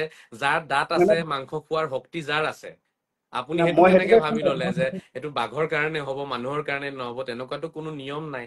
নিয়ম নাথাকিব পাৰে, কিন্তু মই ভাৱনাটোৱে আপোনাক কৈ আছো। মই এই ষ্টাৰ্টিঙৰ পৰাই কৈ দাদা আছো যে মোৰ ভাৱনা লৈ ইয়াত নাহিব। এতিয়া ভাৱনা লৈ আপুনি কৈ থাকিলেতো নচলে নহয়। নচলে, মই গম তেতিয়াহ'লে পাইছো, কিন্তু যে মোৰ এইটো বিশ্বাস নহয় যে আল্লাহ সেইটো এটা আপুনি জীৱ আন্দা, মানে আপুনি আল্লাহ ডিম চিম খাই নাই? আন্দা চান্দা খাই নাই? আন্দাটো জীৱ নাইকিয়া যেতিয়া মই খাওঁ, কিন্তু উমনি দিয়াটোত কেলে আন্দা যেতিয়া জীৱ উমনি নাই? দিয়ে তাত এটা যেতিয়া আন্দাটোত কেলে জীৱ নাই? আন্দাটোৰ পৰা এটা মুৰ্গী কেনেকে জন্ম লয় যদি জীৱ নাথাকে আকৌ? আন্দাটো কুকুৰাজনী এতিয়া লগালগ কণী পৰাৰ পিছত তাত কেতিয়াও জীৱ নাহে, কুকুৰাটোৱে উমনি ল'ব লাগিব। সেইটো উমনি মৰা ল'লে মৰা আন্দাটোতো পেটৰ পৰা নোলায়। না কুকুৰা আপুনি এটাই যেতিয়া আজি আন্দা কণী খায় পাৰিব, তাৰমানে, আপুনি ইমান খিনি কওক আপুনি আন্দা খায়। না আন্দা খাওঁ। তেতিয়াহ'লে আন্দা আপুনি কোনটো খাওঁ মই, যোনটো হ'ব আন্দাত দিয়ক, জীৱ এই নাইকিয়া। বিষয়টো আমাৰ বিষয় নহয়। এইটো বিষয় নহয়। আপুনি কি খায় নাখায় আপোনাৰ ব্যক্তিগত বিষয় হয়, আসিফ চাহাব। আপুনি খালে খাওক, নাখালেও নাই, এইটো আপোনাৰ কথা। কিন্তু আপুনি আপোনাৰ যিটো চিন্তাধাৰা যে ধৰক আপুনি কোনো ধৰণৰ মাছ, মাংস, মুৰ্গী আদি আপুনি নাখায়, এই চিন্তাধাৰাটোক মই সন্মান জনাইছো। এনেকুৱা চিন্তাধাৰা আচলতে আমাৰ ঋষি মনীষীসকল বা উচ্চ স্তৰৰ যিসকল গুৰু মহাগুৰু আছে, সেই সকলৰ এই চিন্তাধাৰা হয়। আৰু এটা কথা ক'ব বিচাৰো জনাব, মই উম, আপোনাৰ মই গৰু খাবলৈ এৰিলো কেতিয়াৰ পৰা এৰিলো, এইটো মোক মানে নাজানো আল্লাহ কেনেকে কি দিলে। 2020 চনৰ কথা জনাব, উম, লকডাউনৰ সময় আছিলে, সেইটো টাইমত কুৰবানীৰ সময়ত আমাৰ ঘৰত গৰু এটা আনিছিলে কুৰবানী দিবলৈ। তো ঈদৰ আগদিনাখন জনাব মই গৰুটোক পানী খুৱাবলৈ নিছিলো, পানী খুৱাবলৈ দি পেলাই তাৰ ওচৰত মই এনেই বহি মানে মনৰ কথা কৈছো, মানুহে এতিয়া বহুতে হাঁহিব পাৰে, কিন্তু মই গৰুটোক পানী খাবলৈ দিছি, পানী নাখায়। তাক মই মৰম কৰি ওচৰতে বহি ডিঙিটোত মৰম কৰি খুব তাৰ লগত মই এনেই কথা পাতি আছো, দেখিছো তাৰ চকুটো অকণ জলজলীয়া নিচিনা দেখো। আৰু তাক মই এটা কথাই কলো যে চা, এইটো মই তোকতো কালি বচাব নোৱাৰো, হয় সেইটো হয়, তোক কালি কুৰবানী কৰি দিব আল্লাহ নামত, তোক মই বচাব নোৱাৰো। কিন্তু এই কথাটো যদি শুদ্ধ নহয়, কথাটো শুদ্ধ নহলে, কাৰণ জনাব মই এইটোও পাইছো যে আল্লাহৰ ওচৰত যোৱাৰ পিছত জীৱ জন্তুৰ জোবান খুলি যায় বুলি। মই তাক সেইটোৱে ক'ব পঠাইছো, তইতো কালি আল্লাহৰ ওচৰলৈ যাবিগৈ, আল্লাহৰ ওচৰত গৈ এটাই গুজাৰিছ কৰিবি, যদি এই কথাটো শুদ্ধ নহয় তই প্ৰথমে মোৰ পৰাই বন্ধ কৰাবি এই মাংস খোৱাটো। আৰু ঠিক জনাব একদম 2 বছৰৰ পিছত কুৰবানী ঈদৰ দিনাখনৰ পৰাই নাজানো কি, মই ঠিকে আছিলে, মই ঈদৰ নামাজ পঢ়ি আহিলো, ঈদৰ নামাজ পঢ়াৰ পিছত আমাৰ ঘৰত কুৰবানী হ'ব, মোক ঘৰৰ পিছফালে মাতি আছে, মই নাই যোৱা, মই আগফালে বহি আছো। মোৰ মনত কি আহিলে নাজানো, 12টা বাজিবলৈ আপোনাৰ 10 মিনিট মান আছে, হঠাৎ মোৰ মনলৈ আহি গ'ল, মায়ে মোক তেনেকুৱা এটা আহি পেলাই কৈছিলে, তই কুৰবানীলৈ নগলি যেতিয়া তই আজিৰ পৰা চুচু একো না। মোৰ মনত তেতিয়া সেইটোও আহি গ'ল, ঠিক আছে নাখাও। সেই দিনাখনে মোক আল্লাহ কেলে দিলে, মনত দিয়া কথা কিছুমানতো আল্লাহ দিয়া কথা হয়। চাওক সেই দিনাখনে মোক আল্লাহ দাদা, দি মই এটা দিলে কথা যে কওঁ, সেইটো আপোনাৰ সম্পূৰ্ণ ব্যক্তিগত এক ব্যক্তিগত, অনুভৱ হয়। মই ব্যক্তিগত ব্যক্তিগত কথাই কৈছো, মই ইয়াত অনুভৱটো লোকৰ কথা চাওক, আমি কবলৈ এতিয়া নাযাওঁ। ইয়াত আপুনি বেয়া নাপাব, আমি ইয়াত আপোনাৰ ব্যক্তিগত অনুভৱখিনি ডিছকাছ কৰা নাই। ধৰ্মীয় দৃষ্টিভংগীৰে হযৰত মহম্মদ বা কোৰাণৰ যিখিনি দৃষ্টিভংগীত যিখিনি আমাৰ নিয়ম, সেইখিনিৰ ওপৰত আলোচনা কৰিছো। আল্লাহে আপোনাক দিছে, আল্লাহে আপোনাক ভাল পাইছে, কিবা এটা ৰাস্তা দেখুৱাইছে, তেনে আপুনি আল্লাহৰ ৰাস্তাত যেনেকে আছে আপুনি তেনেকে থাকক। মই আগতে আপোনাক কলো যে জীৱ হত্যা মানে এই কুকুৰা, আপোনাৰ ছাগলী বা আদি মাছ আদি যিসকলে নাখায়, মানে যিসকল শাকাহাৰী হয়, তেওঁলোক অতি উচ্চ দৰ্জাৰ বা উচ্চ মৰ্যাদাৰ হয় তেওঁলোক দেই। আৰু যিসকলে খাই আছে তেওঁলোকেও কোনো পাপ কৰা নাই। এই দুটা লাইনে শুদ্ধ হয় মানে যিসকলে মাছ মাংস নাখায় তেওঁলোকো শুদ্ধ যিসকলে মাছ মাংস খায় তেওঁলোকো শুদ্ধ এতিয়া এইটো আপুনি ক'ব নোৱাৰে যে যিসকলে মাছ মাংস খায় তেওঁলোকে পাপ কৰিছে এইটো ক'ব নোৱাৰে গতিকে ইয়াত কোনো ধৰণৰ এইটো বিষয়বস্তু আমাৰ নহয় এইটো বিষয় নহয় আপোনাৰ মন যোৱা নাই আপুনি নাখাব কাৰোবাৰ মন গৈছে খাব কিন্তু এইটো এটা লোভত জনাব এইটো একদম সঁচাকে চাব গ'লে এইটো লোভত মানুহে খায় মাছ লোভটো মাংস থাকিবই লোভ ক'ত নাই আপোনাৰ টকাৰ প্ৰতি লোভ নাই নেকি আপোনাৰ পত্নীৰ প্ৰতি লোভ নাই নেকি ভাল ঘৰৰ প্ৰতি লোভ নাই নেকি লোভটো লাগিবই ন জিভাৰ লোভটো থাকিবই ভাত খাই ভাল লাগে কাৰোবাৰ বিৰিয়ানী খাই ভাল লাগে এইটো আপুনি বেয়া বুলি কেলে কৈছে কোনোবাই লোকেল চিকেন ভাল পায় তো কোনোবাই ব্ৰইলাৰ ভাল পায় এইটো বেয়া কথা নহয় নহয় বেয়া বুলি কোৱা নাই এই বস্তুটো মানে জীৱ হত্যাটো যে ভগৱানে বা আল্লাহে যে কৰিবলৈ কৈছে কাৰণ এটা মানে বস্তু যোনে বনাব সেইটো অনিষ্ট কৰাৰ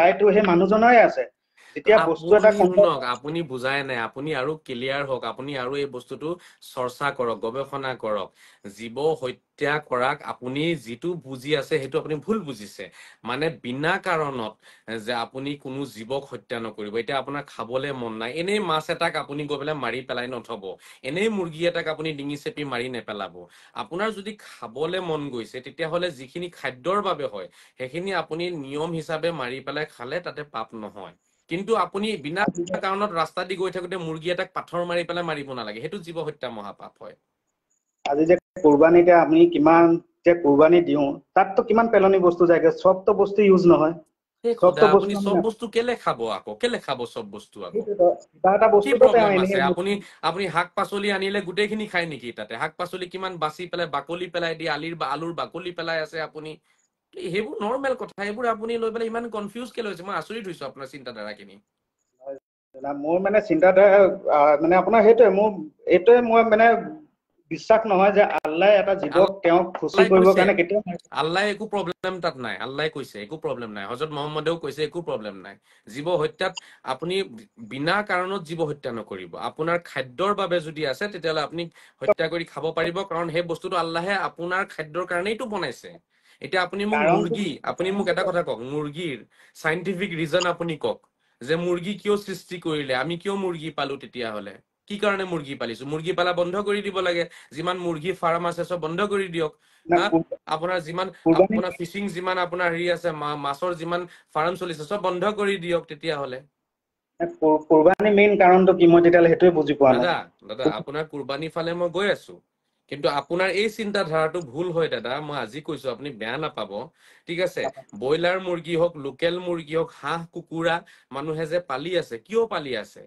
সেই হাঁহ কুকুৰা মানুহৰ খাদ্য হয় ঠিক আছে মানুহৰ খাদ্য হয় আপুনি আজি যেনেকে 1400 বছৰৰ পৰা কিবা কিছু মানে ভুল হৈ আছে বুলি কৈছে মোৰ তেনেকুৱা অনুভৱ হয় যাতে এই মাংস খোৱাটো ক'ৰবাত তেনেকুৱা ভুল কথাতে গৈ আছে নিচিনা লাগে কাৰণ নাই যিখিনি ভুল সেইখিনি মই ভুল বুলি কৈছো মাংস খোৱাটো কোনো ভুল ৰাস্তাত যোৱা নাই সেইটো একদম সঁচা অৱতাৰ হযৰত মহম্মদে ছাগলী মাংস খাইছে নিজে ভাল পাইছে তেখেতে বুখাৰীত মুছলিমত হাদিছ আছে হযৰত মহম্মদে ছাগলী মাংস কেনেকে খাইছে জানেনে তেখেতে সেইটো সময়ত যিহেতু ইমান বেছি মাংস সিজোৱাৰ পদ্ধতিটো আজিৰ দৰে বা গেছ কুকাৰ চুকাৰ ইত্যাদি আধুনিক সাজুলি নাছিলে সেইটো সময়ত সেইকাৰণে তেওঁলোকে খৰিৰে জ্বলাই বা সেইটো সময়ত আধুনিক যিবোৰ মছলা পাতি ওলাইছে নহয় বিভিন্ন ৰকমৰ গৰম মছলা ঠাণ্ডা মছলা আৰু চিকেন মছলা কট মছলা সেইবোৰ নাছিলে তেওঁলোকে হযৰত মহম্মদ সাল্লাল্লাহু আলাইহি ওয়াসাল্লাম ডাইৰেক্ট পানীত উতলাই পেলাই তাতে আপোনাৰ কিবা আপোনাৰ তেল থাকে জয়তুনৰ তেল বুলি আছে জয়তুন মানে হৈছে আপোনাৰ সেইটো কি কয় যে এইটো ফলটো যে এইটো টেঙা লাগে যে ফলটো এই কি কয় আচাৰ যে খাওঁ আমি কি আচাৰ টেঙা জলফাই ৰাইট জলফাই তেল যিটো হা তেনেকুৱা তেল দিছে নাৰিকলৰ তেল দিছে আৰু বিভিন্ন তেলত মানে বইল কৰি পেলাই হযৰত মহম্মদে ছাগলী মাংস খোৱাৰ বহুত শুদ্ধ প্ৰমাণ আছে গতিকে মাংস খোৱাটো সেইটো মানুহৰ এটা কি হয় গুণ হয় আৰু সেইটো আপুনি বেয়া বুলি ক'ব নোৱাৰে পাপ নহয় যদি পাপ হয় তেতিয়াহ'লে হযৰত মহম্মদে নিজে পাপ কৰিছে এইটো আপুনি একচেপ্ট নকৰে এতিয়া চক এতিয়া আপুনি ক'লে যে আপোনাৰ হেৰি কি কয় মাংস খোৱাটো 5000 কিমান বছৰ আগৰ পৰাই হৈ আছে 5000 নহয় লাখ লাখ বছৰ আগৰ পৰা লাখ লাখ বছৰ আগৰ পৰা নবীজুতো সেই 1400 বছৰ আগতহে আছিলে ঠিকে আছে কোনো প্ৰব্লেম নাই চলি আছে যিটো চলি আছে তো মানে না মোৰ তাত কিবা এটা ক'ৰবাত গণ্ডগোল আছে নিচিনা লাগে জনাব। মই সেইটো কোনো পধ্যে গণ্ডগোলটো আপোনাৰ ক'ত হৈছে জানেনে? আপোনাৰ মন মগজুত যে কোনোবাই সোমাই দিলে জীৱ হত্যা মহাপাপ, সেই ফৰ্মুলাটো বুজি পোৱা নাই আপুনি। কোনো সোমোৱা নাই, আল্লাহ সোমোৱালে মোৰ মনত। আপোনাৰ আল্লাহ সোমোৱা নাই। সোমোৱা নাই। শুনক, চব বস্তু আল্লাহ সোমাই নিদিয়ে মানুহৰ মন মগজুত। শুনক, এতিয়া সেইবোৰ মানুহৰ মানসিক আৱিষ্কাৰ হয়, সেইবোৰ বস্তু আপোনাৰ আৱিষ্কাৰ এইটো। নহয় জনাব, মনত এতিয়া ভাল ভাৱটো দিব আল্লাহে, বেয়া ভাৱটো দিব শয়তানে বুলি মই জানো। আল্লাহ নিদিয়ে। এইটোৱে আপোনাৰ ভুল চিন্তাধাৰা। আল্লাহে আপোনাৰ মনত একো ভাৱ সোমাই নিদিয়ে। তেতিয়াহ'লে কিবা এটা ভাল কাম কৰিবলৈ তেতিয়াহ'লে ভাৱটো কোনে দিবনো? আল্লাহে নিদিয়েতো, আপোনাৰ নিজৰ মনৰ উৎপত্তি হয় এইবোৰ। ভাল কামৰ কাৰণে আপোনাৰ মনত যিটো ফিলিংছ আহিছে, সেইটো আপোনাৰ নিজৰ মনৰ উৎপত্তি হয়। বেয়া কামৰ কাৰণে যিটো ফিলিংছ আহিছে, আপুনি আল্লাহক মাজত টানি নানিব। ঈশ্বৰ আল্লাহে কাৰো মনত কোনো ভাৱ ফিলিংছ সৃষ্টি নকৰে। বেয়া কামৰ কাৰণে যোনটো আমি আগবাঢ়ো, বেয়া কামৰ কাৰণে সেইটো কোনে দিয়ে? সেইটো কোনে দিয়ে? সেইটো কোনে দিয়ে? মই আপোনাক আপোনাৰ নিজৰ হয়, নিজৰ। মই কৈ আছো, ভাল বেয়া চব আপোনাৰ নিজৰ হয়। শয়তানকতো আল্লাহে বহুত পাৱাৰ দি থৈছে। এই খোদা, ইয়াতে শয়তানৰ লগত কি কাহিনী আহিলে আকৌ ইয়াত? আপোনাৰ ভাল বেয়া যিখিনি ভাৱ আপোনাৰ মনত আছে, কালি বোলে আপোনাৰ মন গৈ আছে, শুনক, কালি আপোনাৰ মন গৈ আছে মন্দিৰ যাবলৈ, এটা ভাল ভাৱ আহিছে, এইটো আল্লাহে দিয়া নাইতো আপোনাক, এইটো আপোনাৰ নিজৰ চিন্তাধাৰা হয়, নিজৰ চিন্তাৰ আৱিষ্কাৰ হয়। কালি বোলে আপোনাৰ মন গৈছে মই চুৰি কৰিম আজি 1 লাখ টকা কাৰোবাৰ পৰা, সেই আপোনাৰ মনৰ চিন্তাৰ আৱিষ্কাৰ, এইবিলাক নিজৰ মন মগজুৰ আৱিষ্কাৰ হয়। কালি আপোনাৰ মন গৈছে বোলে মই বোলে কেদাৰনাথৰ দৰ্শনলৈ যাম, আপোনাৰ মনৰ চিন্তাধাৰা হয়, আপোনাৰ আৱিষ্কাৰ। কালি মন গৈছে মই হজ কৰিবলৈ মক্কালে যাম, আপোনাৰ চিন্তাধাৰা। আল্লাহে কিয় সোমোৱাই দিব এইবিলাক? আল্লাহে সোমোৱালে আল্লাহে চবৰে মনত সোমোৱাব, আল্লাহে নোসোমালে কাৰো মনত নোসোমায়। সেইকাৰণেতো জান্নাত জাহান্নাম বোলা, স্বৰ্গ নৰক বোলা দুটা বস্তু আল্লাহে ৰাখিছে। আপোনাৰ চিন্তাধাৰাৰ যে যিখিনি ভাল চিন্তা আপুনি উলিয়াইছে, সেইখিনিৰ কাৰণে পুণ্য পাব। বেয়া চিন্তা আপোনাৰ মনত আপুনি নিজে আনিছে, সেইটো কাৰণে আপুনি কি নৰকলে যাব। যদি আল্লাহে সোমোৱাই দিয়ে, তেতিয়াহ'লে দেখোন আল্লাহে স্বৰ্গ কেলে বনালে, নৰক কেলে বনালে আকৌ? মই জীৱ হত্যাটো বেয়া কৰ্ম বুলি ভাবো। আপুনি ভাবে হজৰত মহম্মদে বেয়া কৰ্ম বুলি নাভাবে। হজৰত মহম্মদে ছাগলী হত্যা কৰি পেলাই তেখেতে খাইছে। গতিকে এতিয়া আপুনি আৰু হজৰত মহম্মদ ছাল্লাল্লাহু তাআলা আলাইহি ৱাসাল্লামক এতিয়া ভুল ধৰা যেনে লাগিলে। নাই, মই কেলে ভুল ধৰিম তেওঁলোক? মই মানে সামান্য মানুহ এটাকে ভুল নধৰো, হজৰত মহম্মদটো বহুত আপুনি দূৰৰ। সেইটো থিংকিং লওক, আপুনি হজৰত মহম্মদৰ আদৰ্শ লওক। আপুনি হজৰত মহম্মদৰ আদৰ্শটো লওকচোন আপুনি। ল'ম, কিন্তু এই মাংস খোৱাটোত মই নলওঁ কিন্তু। সেইটো সঁচা আপোনাৰ কথা, জানো। আপুনি মাংস খোৱাত নলয়, সেইটো আপোনাৰ কথা। সেইটোত মোৰ মোৰ কবলৈ একো নাই। মৰালৈকে এতিয়া আমাৰ প্ৰশ্ন সেইফালে থাকি যাব নাই, সেইটো আপোনাৰ নিজস্ব মনৰ অনুভৱ হয়।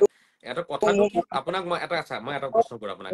যিসকলে আল্লাহ জীৱ হত্যা কৰে, দাদা, যিসকলে জীৱ হত্যা কৰি খাই আছে, তেওঁলোকে কি পাপ কৰি আছে নেকি আপোনাৰ মতে? অবভিয়াছলি পাপ তাৰমানে কৰিছে। জীৱ এটা যেতিয়া মাৰি যিসকল মাংসাহাৰী হয়, যিসকলে আপোনাৰ কি কয় নন ভেজ যিসকলে খাইছে গোটেই পৃথিৱীত, চবে পাপী মানে? মইতো পাপী বুলিয়ে ভাবো, কাৰণ জীৱ এটা যেতিয়া কোনোবাই তাক এনেকুৱা চিন্তাধাৰা নানিব, এনেকুৱা চিন্তাধাৰা বেয়া। এইবোৰ নানিব। কেলে চক জনাব, মোৰ হেৰি আছে, আপুনি কাৰণ এনেকুৱা চিন্তাধাৰা নানিব দাদা, এইটো ভাল চিন্তাধাৰা নহয়। আপোনাৰ মতে যিসকলে নন ভেজ খাই আছে, তেওঁলোক গোটেইখিনি পাপী, এইটোতো ভাল নালাগিলে শুনি পেলাই। মানুহ এটাক মৰা যেনেকে আৰে পাপ বুলি মই ভাবো, মৰা মানুহৰ লগত আপুনি কুকুৰাক সমতুল্য কৰিছে নেকি? কুকুৰা আৰু আজি মানুহ এটা সমান নেকি? নহয়। মানুহতকৈ জীৱ জন্তুৰ ওপৰত গুচি গৈছে। আজি যোনটো যুগ চলি আছে, যিখিনি কৰ্ম হৈ আছে, জীৱ জন্তু তেনেকুৱা কৰ্ম নকৰে। মানুহে যিমান নিজ কৰ্ম কিছুমান কৰি আছে, গম পাইছে নাই? সেইকাৰণে চাওক, মই মানে ভাবো এতিয়া আপোনাৰ পাৰ্চনেল থিংকিং হয়, মই আকৌ আপোনাক কৈছো, আপুনি এটা কথা জানিব যে মানুহ হত্যা আৰু কুকুৰা হত্যাৰ মাজত বহুত পাৰ্থক্য আছে। যিহেতু বুজি পাইছে নে? জীৱ হত্যা, মানুহ মানুহক এজন আল্লাহে কিমান কোৱালিটি দি পেলাই ভগৱানে বনাইছে, আৰু মানুহ হৈছে পৃথিৱীৰ সৌন্দৰ্য। মানুহ আৰু মানুহৰ সেৱাৰ কাৰণে, আপুনি এটা বস্তু বুজক, মানুহৰ সেৱাৰ কাৰণে গোটেই পৃথিৱী ৰচনা কৰিছে আল্লাহে। যেনেকে এই সূৰ্যটো কি কাৰণে বনাইছে? মানুহৰ কাৰণে, যাতে মানুহে তাপ ল'ব পাৰে। আৰু সূৰ্যৰ তাপে পৃথিৱীখনত আৰু যিমান বস্তু আছে, চবকে সূৰ্যৰ তাপৰ প্ৰয়োজন আছে। সেইকাৰণে সূৰ্যৰ সৃষ্টি হৈছে। নহলে মানুহ নাথাকিলে ইয়াতে সূৰ্য ওলাই কৰিব কি, আৰু চন্দ্ৰ ওলাই কৰিব কি? ঠিক আছে, মহাকাশ ৰচনা কাৰ কাৰণে কৰিলে? মানুহৰ কাৰণে কৰিছে। এইটো সৌন্দৰ্য হয় পৃথিৱীৰ।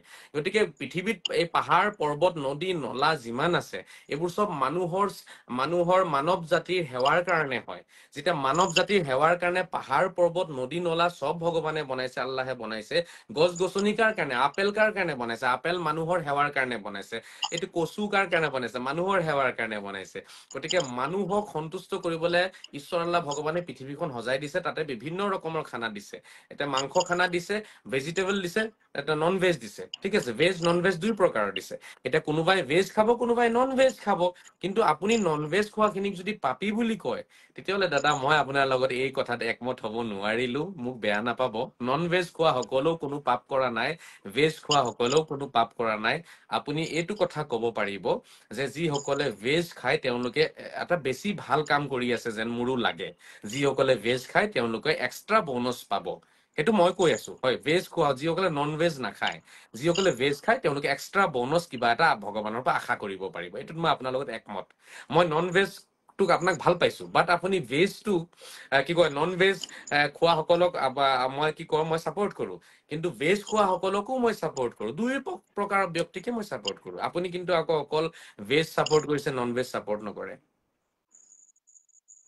মই জীৱ হত্যা সাপোৰ্ট নকৰো এইয়া আকৌ জীৱ হত্যালৈ আহিলে জীৱ হত্যা আপুনি অলপ পঢ়ক জীৱ হত্যা আপুনি দিনে ৰাতি কৰিছে আপুনি ধান খেতিত যাব যেতিয়া ধান কাটিব নহয় সেই ধানৰ গছজোপা যে আছে সেইটো জীৱ হয় আপুনি তাতো হত্যা কৰিলে আপুনি যেতিয়া লাও ছিঙিব গছত গৈ নহয় সেই লাওটোৰ এটা জান আছে প্ৰাণ আছে আপুনি সেই লাওটোকো হত্যা কৰি খাই আছে বাস আপুনি ইমানখিনিয়ে ক'ব পাৰিব আপুনি ইমানটোৱে ক'ব দাদা আপুনি ইমানটোৱে ক'ব পাৰিব যে লাওৰ জীৱ আৰু মুৰ্গীৰ জীৱৰ মাজত পাৰ্থক্য আছে সেই কথাটো মই আপোনাক কৈ আছো মুৰ্গী আৰু মানুহৰ মাজতো পাৰ্থক্য আছে আৰু পাৰ্থক্য আছে তাত তেতিয়াহ'লে মানে পাৰ্থক্যখিনি সন্মুখত ৰাখিয়ে যেনেকে আপুনি লাও এটা জীৱ হয় আপুনি আলু খাই আছে জীৱ হয় ভাত খাই আছে জীৱ হয় চব এইবোৰ চব জীৱ আজি হয় লাও আলু কিবা মাৰি খাইছো কিন্তু সেইটোক মই আকৌ লগাই পেলাই তাক ডাঙৰ কৰিব পাৰিম আপুনি যিটো লাও খাইছে সেইটো লগাই দিয়কচোন গছত চাওঁ লগাব পাৰিব নি আপুনি কি ফাল্টু কথা কৈ আছে এতিয়া মোৰ খং উঠিব আপুনি বুজা নাই কথা নুবুজি পেলাই এনেই চিঞৰ বাখৰ কৰি আছে ইয়াত আহি পেলাই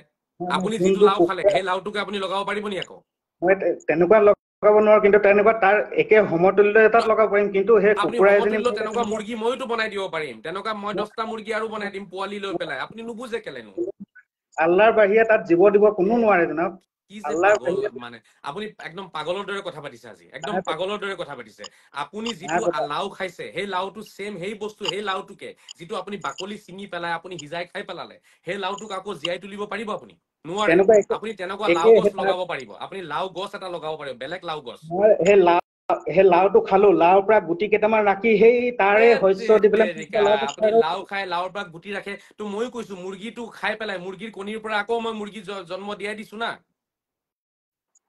আপুনি সেই সেম মুৰ্গী এটা তেনেকে হেৰি কৰিব নোৱাৰিব আপুনিতো আনিব পৰা নাই কি আপুনি মূৰ্খ মানুহৰ দৰে কথা পাতি আছে ইয়াত আহি পেলাই আজি আপুনিতো সেম লাও আনি দিব নোৱাৰে আপুনি সেম লাও আনিব নোৱাৰে আপুনি মুৰ্গী খালে কোনে আনি দিব পাৰিব কুকুৰাটো বাৰু মই কণী দি পেলাই উলিয়াই দিলে মই মানিছো গৰু এটা পাৰিব গৰু তেনেকে পোৱালি দিব ছাগলীয়ে পোৱালি দি আছে না কেনেকে দিব আপুনি কওক দমৰা গৰু এটা মাৰি কাটি দিলে এইবোৰ আপুনি বুজি নাপায় এইবোৰ আপুনি এটা বহি থাকক এইবোৰ কথালৈ নাহিব ইয়াত এনেই মিছা মিছি আপুনি অযথা টাইম নষ্ট কৰিছে ইয়াত আহি পেলাই আপোনালোকৰ চিন্তাধাৰা ভাল নহয় এইবোৰ চিন্তাধাৰা নি আপোনালোকে নন ভেজ আপুনি ভেজ ভাল পায় নন ভেজ বেয়া ভাল পোৱা মানুহখিনিক আপুনি পাপী বুলি কৈ আছে ইয়াত আহি পেলাই এনেকুৱা থিংকিং লৈ কেলে ঘূৰে আপোনালোকে বুলি নাই কোৱা আপুনি বুজক আকৌ আপুনি পাপী বুলি কোৱা নাই নেকি আপুনি অলপ আগত ক'লে নাই নন ভেজ খোৱা মানুহখিনি পাপী হয় আপুনি কথাটো বুজিবলৈ চোৱা নাই আপুনি এতিয়া ক'লে আপুনি বুজাব এতিয়া আপুনি মোক বুজাব আপুনি কওক নন ভেজ খোৱা মানুহখিনি কি পাপী নে পাপ কৰিছে নে পাপ কৰ্ম নাই কৰা এক প্ৰকাৰ পাপ কৰি আছে জীৱ হত্যা কৰি পেলাই এক প্ৰকাৰ পাপ কৰি আছে তাৰ মানে পাপী হ'ল নাই জীৱ হত্যাটো আপুনি পাপ হয়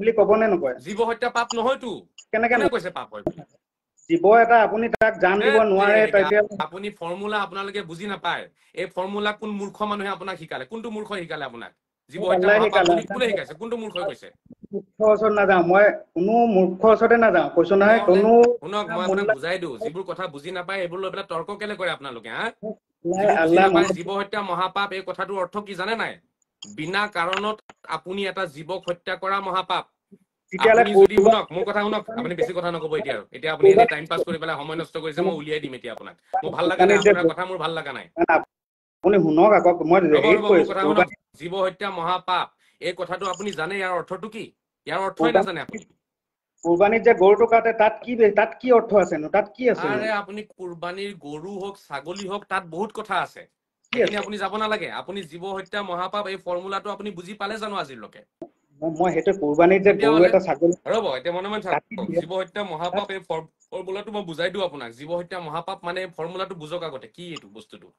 জীৱ হত্যা মহাপাপ মানে ফৰ্মুলাটো হৈছে আপুনি ৰাস্তাৰে যদি গৈ আছে আৰু যদি ৰাস্তাত সাপ এডাল পাৰ হৈ গৈছে আপোনাৰ চকুৰ সন্মুখেৰে সাপ পাৰ হৈ গৈছে সেই সাপটোৱে যদি আপোনাক একো কষ্ট দিয়া নাই আপোনাৰ সাপটোৱে আপোনাক ক্ষতি কৰা নাই তেনে ক্ষেত্ৰত সাপটোক আপুনি মাৰিব নালাগে সেইটো জীৱ হত্যা মহাপাপ হ'ব কাৰণ সাপৰ ৰাস্তাৰে গৈ আছে এতিয়া আপুনি জংঘলত যদি ৰ'ব মোৰ কথা শুনক ৰ'ব মাজত নক'ব মনে এই থাকক লগতে ৰ'ব ক'বলৈ অলপ মনে থাকক সেই আপুনি গৰুটো জীৱ যে কুৰবানী হত্যা মহাপাপ আপোনালোকে বুজা নাইকিয়া নুবুজি পেলাই এনেই চিঞৰ বাখৰ কৰি থাকে মূৰ্খৰ দৰে এতিয়া শুনক মই কি কৈ শুনক অযথা মূলত তৰ্ক নকৰিব এতিয়া মোৰ নাই কথাটো শুনক জীৱ হত্যা মহাপাপ যে মই আপোনাক সেইটো বুজাব বিচাৰিছো আপুনি পেকাই আছে কেনে মাজতে আকৌ খং উঠাবলৈ কাৰণে লগতে কৈ গ'লে তেতিয়া ক্লিয়াৰ হৈ যায় ন আপুনি কৈ আছে কাৰণটো কৈ আছে যে সাপ এটা মোক পাৰ হৈ গ'লে তাক সি মোক অনিষ্ট কৰা নাই মই তাক মাৰিলো এইটো জীৱ হত্যা হয় গৰু এটা আমি কুৰবানী কৰিবলৈ আনিলো সি মোক কি অনিষ্ট কৰিলে তাক যে মাৰি দিলো আৰে গৰুৰ কথা নহয় ছাগলীৰ কথা পাতক গৰুটো মই একদম কৈ আছো ছাগলীৰ কুকুৰা কথা কথা পাতক ছাগলীৰ অন্য কোনো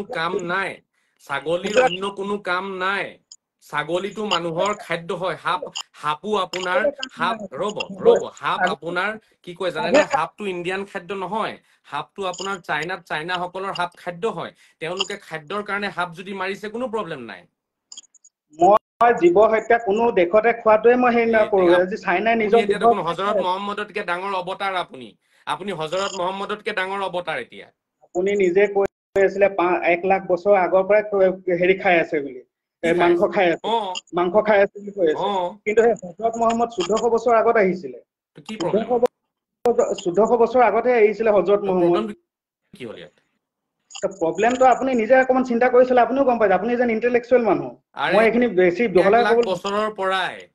লাখ বছৰৰ পৰাই জীৱ হত্যা হৈছে মানুহে মাংস খাই আছে ইয়াতে হজৰত মহম্মদেও খাইছে আপুনিও খায় আপুনি নাখায় আমি খাওঁ কি প্ৰব্লেম আছে ইয়াত আদম আলাইহিছ ইছলামক যে আল্লাহ প্ৰথম মানুহ পঠিয়াইছিলে তেওঁ কি প্ৰথম খাদ্য মাংস দি পেলাই পঠিয়াইছিলে নেকি প্ৰথম খাদ্য ছেকেণ্ড খাদ্য থাৰ্ড খাদ্য লাগিলে থাৰ্ড খাদ্যই হওক খাদ্যটো হয় ন আপুনি প্ৰথম ছেকেণ্ড থাৰ্ডত লাগি আছে কেলে ঠিক আছে এতিয়া সেইকেইটাত বাদ দিবা এতিয়া আপুনি সেই জীৱ হত্যা যে মোক বুজাই প্ৰথম ছেকেণ্ড থাৰ্ড আপোনাৰ প্ৰথম খাদ্য ছেকেণ্ড খাদ্য থাৰ্ড খাদ্য আপুনি সেইবোৰলৈ লাগি আছে কেলে লাগিলে থাৰ্ড খাদ্যই হওকচোন জীৱ হত্যা কৰি পেলাই মানুহ খাই আছে প্ৰব্লেমটো কি আছে আপোনাৰ তাত এটা ঘাঁহ খাব নেকি আজি ছাগলী এটা মাংস খাব নেকি নাখায় কাৰণ বাঘৰ চিষ্টেমটো আল্লাহে তেনেকেই বনাইছে মই বাঘক আৰু তেনেকে কিন্তু মানুহক সেইকাৰণে জীৱশ্ৰেষ্ঠ বনাইছে মানুহৰ ভিতৰত আপোনাৰ শাক পাচলিও হজম হৈ যায় মানুহৰ ভিতৰত মাংসও হজম হৈ আছে মানুহক সেইকাৰণে শ্ৰেষ্ঠ কোৱা হয় মানুহৰ ফিজিকেল যিটো গঠন ৰ'ব দাদা এক মিনিট আপুনি যে কিছুমান অযথা তুলনা দিয়ে নহয় বৰ লাজ লাগিছে আপোনাৰ চিন্তাধাৰা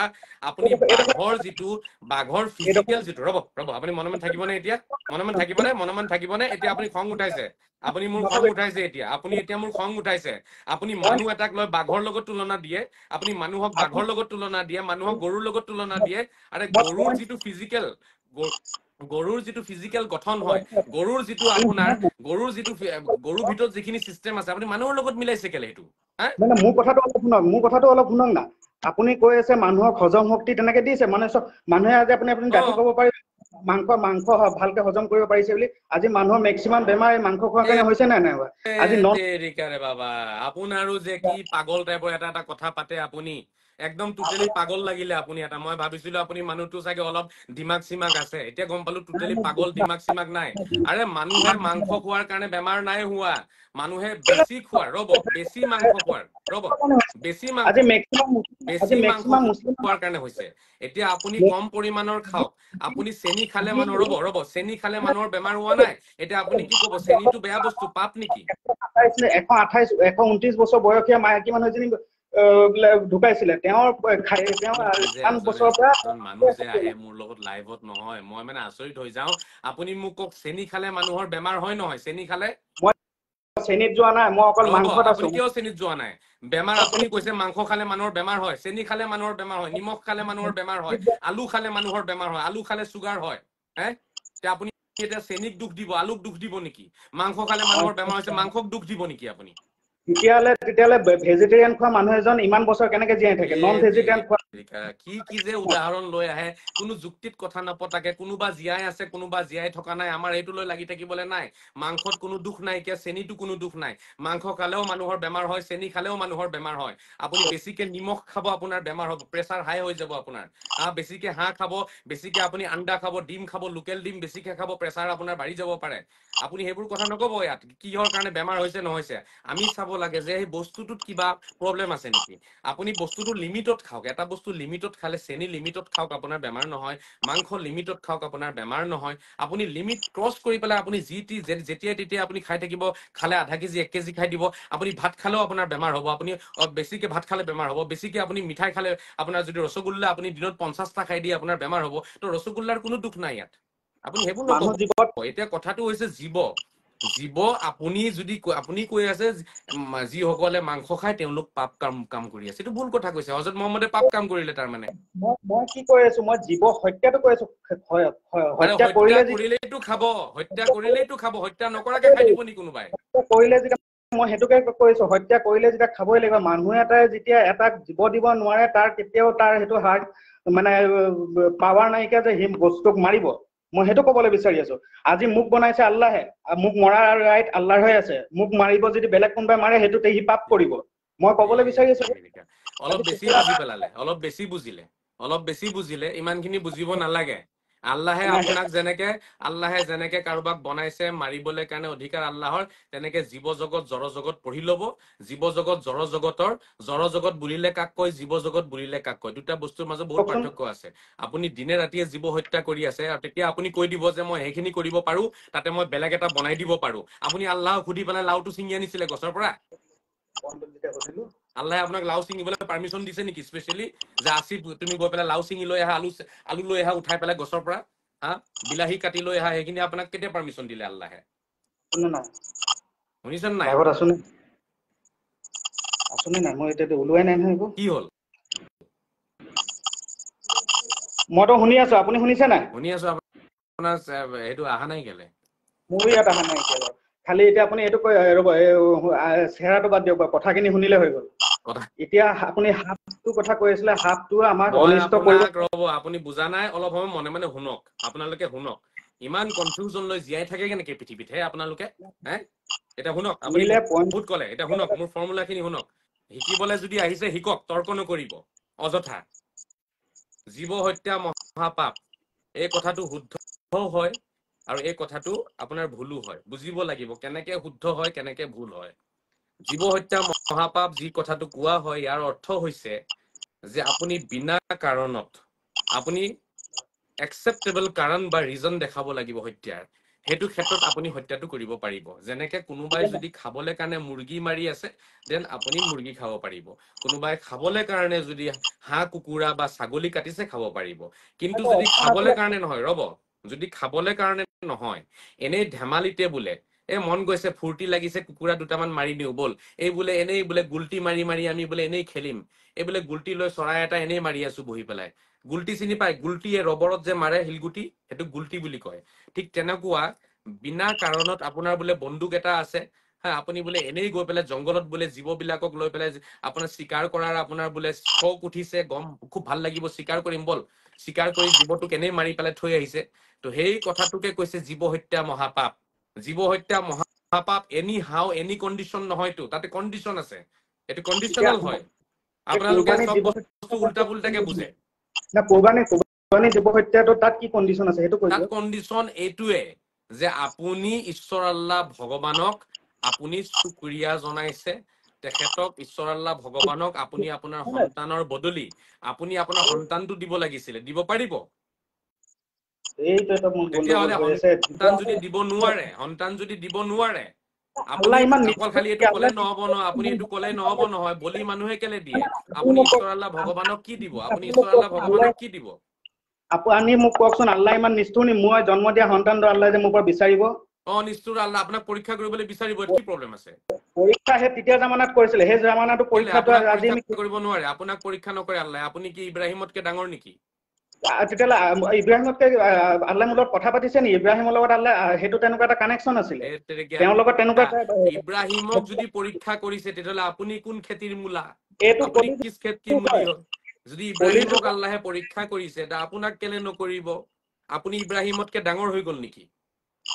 মই ইব্ৰাহিমতকৈ ডাঙৰ হোৱা নাই, তেতিয়াহ'লে মই কৈ আছো নহয়, এতিয়াতো এনেকুৱা বুজা গৈ আছে আপুনি ইব্ৰাহিমতকে ডাঙৰ, হজৰত মহম্মদতকে ডাঙৰ, আপুনি এতিয়া আপোনাৰ চিন্তাধাৰা হজৰত মহম্মদতকে ডাঙৰ। আপুনি কেনেকে ক'ব পাৰিছে যে জীৱ এটাক মাৰি দিলে আল্লাহ খুচ হৈ যাব বুলি? মই আচৰিত পাইছো, সৰু সৰু ল'ৰা ছোৱালীও মোৰ কথা বুজি যাব, কিন্তু আপুনি বুজা নাই কিয়া। মই এই জীৱ হত্যাটো মই কোনো পধ্যে নুবুজো। আপোনাৰ নুবুজেটো আপোনাৰ, আপুনি অৱতাৰ নহয়, আপুনি ফাল্টু চিন্তাধাৰা লৈ ঘূৰি ফুৰি আছে। আপোনাৰ চিন্তাধাৰা কোনেও ভাল পোৱা নাই। আপুনি সুধিবচোন যিকোনো মানুহক, জীৱ হত্যা মহাপাপ মানে ইয়াৰ অৰ্থ নহয় যে আপুনি জীৱ হত্যাই কৰিব নোৱাৰে। মহ এটা আপোনাৰ গাত যদি কামুৰে আপুনি কামুৰিব দিব, মহ খা খা খা, মহটোক কামুৰিব দিব নি আপুনি? আপুনি মহ মাৰে নাই? মহ হেল্ল', আপুনি মহ গাত যেতিয়া মহে কামুৰে, মহ চিনি পায়? মহ আল্লাহ এইটোও কৈছে তোমাক যোনে তেজ খাব, তেজ খোৱাটোক মাৰিবলৈ ক'ত কৈছে, কৈছে মহ আল্লাহ? আৰু এইটো জোক ক'ত মাৰিবলৈ কৈছে? কৈছে। ক'ত কৈছে আল্লাহ? ক'ত মহ ক'লে এইটো? মাৰিবলৈ কৈছে ক'ত বুলি মই কৈছে জানো। আপুনি কওকচোন, ক'ত আল্লাহ কোনটো আয়াতত কৈছে যদি তেজ খাব তোমাক মাৰি দিবলৈ? ক'ত কৈছে আল্লাহ? আপুনি ক'ব। ক'ত কৈছে আল্লাহ মহ আপুনি মাৰিবলৈ কাৰণে? ক'ত কৈছে আল্লাহ? আপোনাক তেজ খাইছে, আপুনি মাৰি দিব পাৰে, তেতিয়া প্ৰব্লেম নাই। হা, তেজ খাইছে, তেজ এটোপাল গোটাবলে কিমান এইটো কষ্ট আপুনি জানে? কাৰণে মই আপোনাক কলো, জীৱ হত্যা আপুনি কৰিলে ন কণ্ডিচনত, আৰে এটা কণ্ডিচনত এই কুৰবানীত কণ্ডিচনটো কি মই সেইটো বুজি পোৱা নাই। আপুনি কুৰবানীত যাব, আপুনি জীৱ হত্যা মহাপাপ যে এই বস্তুটোত যে কণ্ডিচন আছে, আপুনি নিজেই কৈ আছে যে আপোনাৰ তেজ খাইছে কাৰণে আপুনি মহ মাৰিব পাৰে, তাৰ মানে কণ্ডিচন আছে জীৱ হত্যাৰ।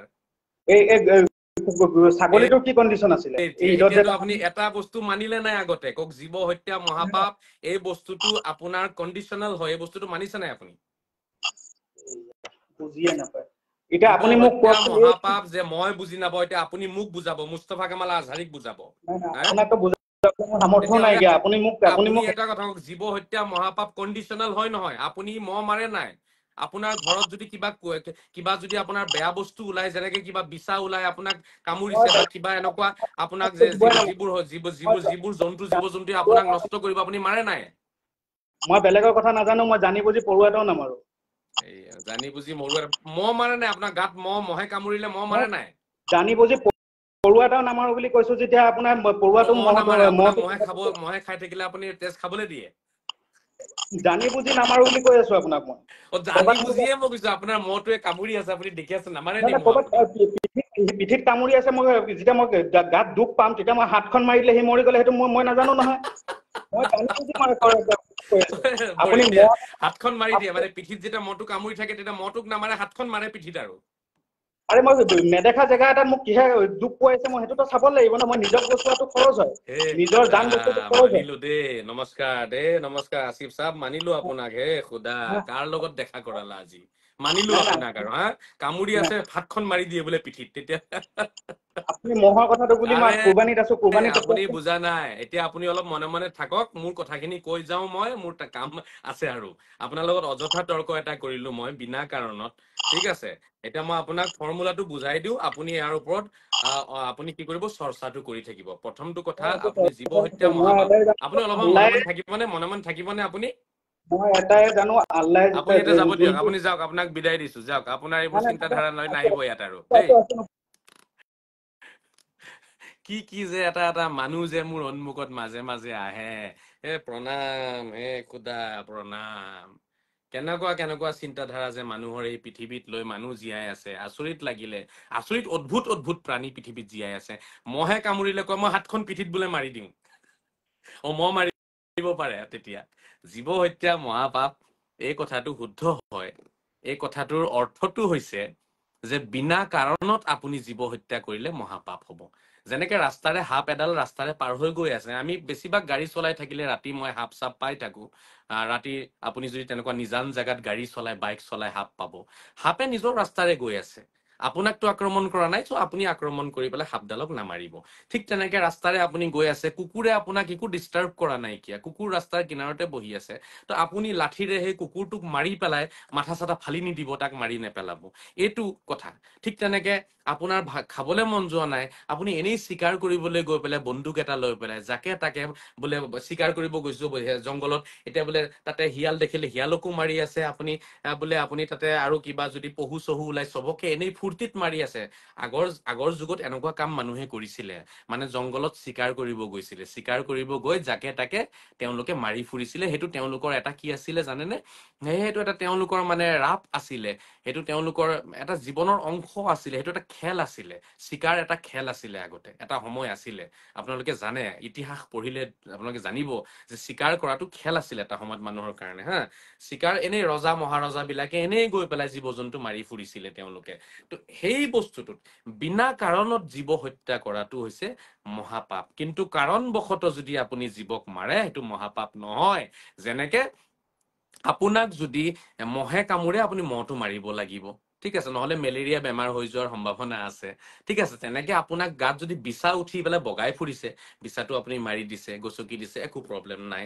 ঠিক তেনেকে ধৰক এইবোৰ হৈছে আপোনাৰ আক্ৰমণ কৰা বা আপোনাৰ দেহাক ক্ষতি দিয়া তেনেকুৱা জীৱ। আৰু কিছু জীৱ এনেকুৱা আছে যিখিনি আপোনাৰ খাদ্যৰ কাৰণে আপুনি মাৰিব খাব, যেনে কুকুৰা হ'ল, যেনে হাঁহ হ'ল, আপোনাৰ ভেড়া ছাগলী ইত্যাদি। হা, মানুহে গাহৰি খাইছে কোনোবাই, তেনেকুৱা যিবোৰ জীৱ যিখিনি মাংস মানুহে খায় বা মানুহৰ দেহাৰ কাৰণে সেইখিনি ফিজিকেলি বা মেডিকেলে যিখিনি এপ্ৰুভেল দিছে, যিবোৰ মাংস খালে আপোনাৰ দেহাত প্ৰটিনটো বাঢ়িব বা ধৰক আপোনাৰ কি হ'ব, আপোনাৰ মানে তাতে আপোনাৰ কেলৰিজ খিনি আপুনি পাব। তেনে ক্ষেত্ৰত জীৱ আপুনি যদি তেনেকুৱা মাছ কুকুৰা হাঁহ আদি আপুনি হত্যা কৰি খায়, তাতে কোনো ধৰণৰ প্ৰব্লেম একো নাই, ঠিক আছে। সেইটো কাৰণবশতঃ মানে আপুনি আপোনাৰ দেহাৰ কাৰণে। ডক্তৰেও আপোনাৰ চাব, যেতিয়া বেমাৰী হৈ যায় কোনোবা ব্যক্তি বয়সস্থ, কুকুৰা খাবলৈ দিয়ে, সৰু লোকেল কুকুৰা জোল জোল কৰি খাবলৈ দিয়ে, বা তেনেকে আপোনাৰ মাগুৰ মাছ খাবলৈ দিয়ে, মাগুৰ মাছ ডক্তৰে লিখি দিয়ে। তো এইবোৰ বস্তু যে মাগুৰ মাছৰ জোল খাবলৈ দিয়ে, সৰু কুকুৰা লোকেল কুকুৰা জোল কৰি খাবলৈ দিয়ে, বা আপোনাৰ চুপ খাবলৈ দিয়ে, ছাগলীৰ চুপ খাবলৈ দিয়ে, তো এনেকুৱা যিবোৰ বস্তু যিটোৰে আপোনাৰ দেহাত প্ৰটিন আহিব, কেলৰিজ আপুনি পাব, সেইবোৰ ডক্তৰে দেহাৰ কাৰণে বা মানুহৰ দেহাৰ আপোনাৰ স্বাস্থ্যৰ কাৰণে বস্তুখিনি খাবলৈ দিয়া হয়। তেনেকুৱা কাৰণবশতঃ যদি আপুনি জীৱ হত্যা কৰে, তেনেহলে সেইটো পাপ কেতিয়াও হ'ব নোৱাৰে। বিনা কাৰণত জীৱ হত্যা কৰাই হৈছে জীৱ হত্যা মহাপাপ। বিনা কাৰণত আপুনি এনেই এটা ফৰিং বা এটা ধৰক এনেই আপোনাৰ পখিলা এটা উৰি আছে, আপুনি এনেই পখিলাটোক ধৰি পেলাই টানি চিঙি মাৰি পেলাব, এইটো মহাপাপ। আপুনি কেলে পখিলাটোক মাৰিছে? বা চৰাই উৰি গৈ আছে, আপুনি গুলটি লৈ বহি আছে আৰু আপুনি গুলটি মাৰি মাৰি আপোনাৰ ফূৰ্তি, আপোনাৰ নিচানাটো জেগাত লাগিছে নে নাই, আপুনি পাৰফেক্ট নিচানা লগাব পাৰিছে নে নাই, নিজকে ট্ৰাই কৰি আছে বহি বহি, এইটো চৰাইক মাৰ, এইটো চৰাইক মাৰ, এই কাউৰীটোক মাৰ। এইবোৰ হৈছে মহাপাপ। আপুনি বিনা কাৰণত কেলে কাউৰীটোক মাৰিছে? আপোনাৰ যদি আপোনাৰ নিচানা ঠিক কৰিব মন গৈছে, আপুনি পাৰফেক্ট আপোনাৰ লগাব পাৰিছে নে নাই, তেতিয়াহ'লে আপুনি বেলেগ পদ্ধতি লওক না। আপুনি গছত মাৰক, কিবা এনেকুৱা এটা জেগাত মাৰক, লোহাত মাৰক, কিবা শুকান বস্তুত মাৰি পেলাও আপুনি নিজৰ প্ৰেক্টিচ কৰিব পাৰিব। তো আপুনি সেই কাউৰী বা সেই ঘৰচিৰিকা বা তেনেকুৱা বগলী মাৰি পেলাই আপুনি কিয় শিকি আছে? তো বিনা কাৰণত জীৱ হত্যা কৰাটো মহাপাপ। মানে ফাল্টুমি কৰি পেলাই যিসকলে জীৱ হত্যা কৰি আছে, বা নিজৰ মনৰ সন্তুষ্টিৰ কাৰণে বা ধৰক খেলিবলৈ কাৰণে, যেনেকে ৰজা মহাৰজা সকলে এটা সময়ত জংঘলত চিকাৰ কৰিব গৈ পেলাই যেনে তেনে যি টি মাৰি ফুৰিছিলে তেওঁলোকে। তো সেইবোৰ ঈশ্বৰে সৃষ্টি কৰা জীৱ হয়, আপুনি যি টি কাৰণত মাৰিব নোৱাৰিব। কিন্তু আপোনাৰ খাদ্যৰ কাৰণে যদি আপুনি মাৰিছে, তেতিয়াহ'লে খাদ্য আপোনাৰ দেহৰ উপযোগী যদি খাদ্য হয়, তেতিয়াহ'লে আপুনি মাৰিব পাৰিব। এই কথাটো এটা সাধাৰণ সৰু বাচ্ছাইও বুজি পাব। মই আচৰিত হলো, আসিফ চাহাব মাজে মাজে ভাল কমেন্ট কৰে, আজি তেওঁৰ চিন্তাধাৰা বৰ আচৰিত চিন্তাধাৰা পালো। তেখেতে আৰু এই বিষয়টো লৈ চৰ্চা কৰিব বুলি মোৰ আশা থাকিল, আৰু অধ্যয়ন কৰক। হজৰত মহম্মদেও জীৱ হত্যা কৰিছে, মানে খাদ্যৰ বাবে হত্যা কৰিছে, এইটো কোনো ডাঙৰ কথা নহয়। আমি জীৱ হত্যা কৰি আছো দিনে ৰাতিয়ে। তেখেতে যিখিনি যুক্তি দিলে, তেখেতে যিহেতু কথাটো বুজিব চেষ্টা কৰা নাই, সেইকাৰণে মই তেখেতক উলিয়াই দিছো। কাৰণ অযথা তৰ্ক কৰিলে মোৰ খং উঠি যায়। এতিয়া এই গছত লাও লাগিছে, লাওটোৰো এটা জীৱ থাকে। সেই লাওটো ছিঙি আনিবলৈ কাৰণে পাৰ্মিশ্যন কোনে দিলে? আল্লাহে দিছে নেকি? আল্লাহেতো দিয়া নাই। আপোনাৰ কাৰণে লাওটো সৃষ্টি কৰিছে আল্লাহে, ঠিক আছে। গতিকে আপুনি লাওটো খাব পাৰিব, আৰু সেম লাওটো আপুনি উলিয়াই আনি দিব নোৱাৰে। তেনে ধৰণৰ বেলেগ লাও গছ লগাই পেলাই লাও উৎপন্ন কৰিব পাৰিব, সেইটো এটা বেলেগ কথা হ'ল ন। আৰু সেম লাও আপোনাৰ পৰা বিচাৰিছে কোনেনো? লাওটো কি কামৰ কাৰণে আছেনো পৃথিৱীত? লাওটোৰ কামেই হৈছে মানুহৰ খাদ্য হয়। কুকুৰাটো কি কামৰ কাৰণে পৃথিৱীত জন্ম লৈছেনো? কুকুৰাৰ আৰু বেলেগ কিবা কাম আছে নে এই পৃথিৱীত? যে কুকুৰাই গৈ পেলাই এতিয়া বৰ্ডাৰত যুদ্ধ কৰিব নেকি, হাঁহে গৈ পেলাই পাকিস্তানৰ লগত যুদ্ধ কৰিব নেকি, গাহৰিয়ে গৈ পেলাই পাকিস্তানৰ লগত যুদ্ধ কৰিব নেকি, ছাগলীয়ে গৈ পাকিস্তানৰ লগত যুদ্ধ কৰিব নেকি? একোতো নকৰে। এইবোৰ মানুহৰ খাদ্য, প্ৰটিন হয় এইখিনি। এই খাদ্যখিনি যদি মানুহে খায়, হাঁহ কুকুৰা লোকেল হওক বা লোকেল মাছ মাংস, এই আমাৰ সেনা বাহিনী কিয় খুৱাই আছে? যাতে তেওঁলোকে খাই পেলাই সেই বস্তু, তেওঁলোকে শক্তি বা প্ৰটিনটো পালে তেওঁলোকে যুদ্ধ কৰিব।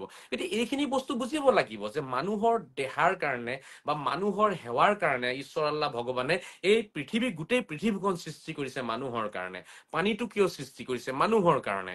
কাৰণ মানুহৰ বডিত 1/3 আপোনাৰ তিনি ভাগৰ আপোনাৰ 2 ভাগে পানী আছে, মানে 3 ভাগৰ 2 ভাগে মানুহৰ দেহাত পানী আছে। গতিকে তেনে ক্ষেত্ৰতে এই পানী বোলা বস্তুটো মানুহৰ কাৰণে সৃষ্টি কৰিছে। ঠিক আছে।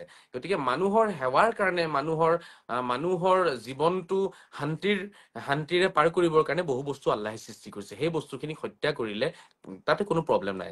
এই বস্তুটো বুজিব লাগিব। এইটোতো কনফিউজন হৈ আছে তেওঁলোকৰ। জীৱ হত্যা মহাপাপ নহয়, কাৰণ থাকিলে। আৰু যদি কাৰণ নাই তেতিয়াহ'লে মহাপাপ। আপুনি বিনা কাৰণত মুৰ্গী মাৰিব নোৱাৰে দেই। গতিকে ধন্যবাদ জনাইছো আসিফ চাহাবক এই বিষয়টো লৈ পেলাই, জীৱ হত্যাক লৈ পেলাই তেখেতৰ কনফিউজন হৈ আছিলে। তেখেতে কনফিউজনখিনি তেখেতে দূৰ কৰি ল'ব, নিজে চৰ্চা কৰিব। এনেই মোৰ লগত তৰ্ক কৰি থাকিতো লাভ নাইকিয়া বিনা কাৰণত। আৰু আমি আচলতে আলোচনা কৰি আছিলো কুৰবানীক লৈ পেলাই, আৰু মই আহ্বান জনাইছিলো যে গৰু কুৰবানী আপোনালোকে নকৰিব। গৰু কুৰবানী কৰাটো পাপ হ'ব, যিহেতু সেয়া সনাতনীসকলে পূজা কৰে। আৰু গৰু কুৰবানী কৰিলে আমি একেলগে কি কৰিব নোৱাৰিম, আমি এসাঁজ ভাত খাব নোৱাৰিম কাৰোৰ লগত বহি পেলাই। আৰু তৃতীয়টো কাৰণ হৈছে আমি সেই মাংস তেওঁলোকৰ ঘৰত বিলাবও নোৱাৰিম, বা তেওঁলোকক গিফ্ট হিচাপে বা প্ৰসাদ হিচাপে আমি তেওঁলোকক দিব নোৱাৰিম। বুজি পাইছেনে? কাৰণ আমি মাংসটো বিলাব লাগিব ন। মাংস অকল মুছলমানকে বিলাব নেকি? নাই, মুছলমানক নহয়, মাংস গোটেই মানুহক বিলাওক, হিন্দু মুছলমান চবকে মাংস বিলাওক। আৰু বিলাবলৈ হলে মাংসটো তেনেকুৱা উপযুক্ত মাংসও হ'ব লাগিব যিটো বিলাব পাৰিব চবকে। আৰু সেই উপযুক্ত মাংসটো হৈছে ছাগলী মাংস বা ভেড়াৰ মাংস। কাৰণ ছাগলী ভেড়া সকলোৱে খাই আছে। হয়, বাংলাদেশত হয়তো একচাটিয়াভাৱে সকলো মুছলমান আছে, পাকিস্তানত আছে, তাত তেওঁলোকে গৰু কাটি আছে, পাকিস্তানত গৰু কাটি আছে, মোৰ ক'বলগীয়া একো নাইকিয়া। ঠিক আছে। আৰবত বোলে উট কাটি আছে, মোৰ ক'বলগীয়া একো নাই, তাত সকলোৱে উটৰ মাংস খাই আছে আৰু তেওঁলোকে সকলোকে বিলাই আছে। এনেকুৱা নহয় যে মুছলিমকে বিলাব লাগিব, মুছলিম নন মুছলিম সকলোকে মাংস বিলাওক।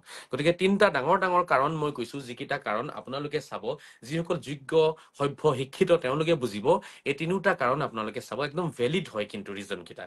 প্ৰথমটো কাৰণ, তেওঁলোকে পূজা কৰি আছে, তেওঁলোকে পূজা কৰা বস্তু এটা আমি কি কৰিব নালাগে, কাটি পেলাই তেওঁলোকৰ মনত দুখ দিব নালাগে। দ্বিতীয়টো কাৰণ, আমি এসাঁজ ভাত একেলগে খাব নোৱাৰিম হিন্দু মুছলমানে বহি পেলাই ঈদৰ দিনাখন। আৰু এসাঁজ ভাত খাব নোৱাৰিলে সেয়া কেনেধৰণৰ ঈদ হ'ব। আৰু তৃতীয়টো কাৰণ হৈছে, আমি মাংস বিলাই দিব লাগে, মৰমতে বিলাব লাগে, গিফ্ট হিচাপে বিলাব লাগে, উপহাৰ হিচাপে বিলাব লাগে, প্ৰসাদ হিচাপে বিলাব লাগে। আৰু যদি আমি গৰু মাংসই ব্যৱস্থা কৰো, তেতিয়াহ'লে আমি সেইটো সকলোকে বিলাব নোৱাৰিম, কাৰণ বহুতেই গৰু মাংস নাখায়। আৰু মাংসটো আপোনাৰ কি হ'ব, ছাগলী মাংস হলে বা ভেড়াৰ মাংস হলে বা অন্য মাংস হলে আমি সকলোকে বিলাব পাৰিম। এই কাৰণে, এই 3টা কাৰণতে মই কৈ আছো যে কি কৰিব নালাগে, গৰু কুৰবানী কৰিব নালাগে। কাৰণ আমাৰ বন্ধুসকলৰ মনত সন্তুষ্টি আনি দিয়া, তেওঁলোকক খোজ কৰা বা তেওঁলোকৰ লগত আনন্দৰে উৎসৱ পালন কৰাই হৈছে উৎসৱ। আৰু আমি আমাৰ মাজতে উৎসৱ পালন কৰিলে সেইটোতো উৎসৱ হৈ নাযাব। এইটো মাজতে এটা বিশেষ আলোচনা হৈ গ'ল, আমাৰ আসিফ চাহাব আহি গ'ল আৰু তেওঁ জীৱ হত্যাক লৈ পেলাই কিবা কিবি আলোচনা কৰিলে। এইটো বিষয়ত আপোনালোকে ইমান চিন্তা কৰিব নালাগে। মেইন টপিকটো হৈছে গৰু কুৰবানী কিয় পাপ ভাৰতবৰ্ষত। তাৰ কাৰণটো মই আপোনালোকক সকলোকে কৈ দিলো, যে ভাৰতবৰ্ষত যিহেতু 100 কোটিৰো অধিক 110 কোটিৰ ওচৰা ওচৰি সনাতনী আছে, নন মুছলিম সকল আছে।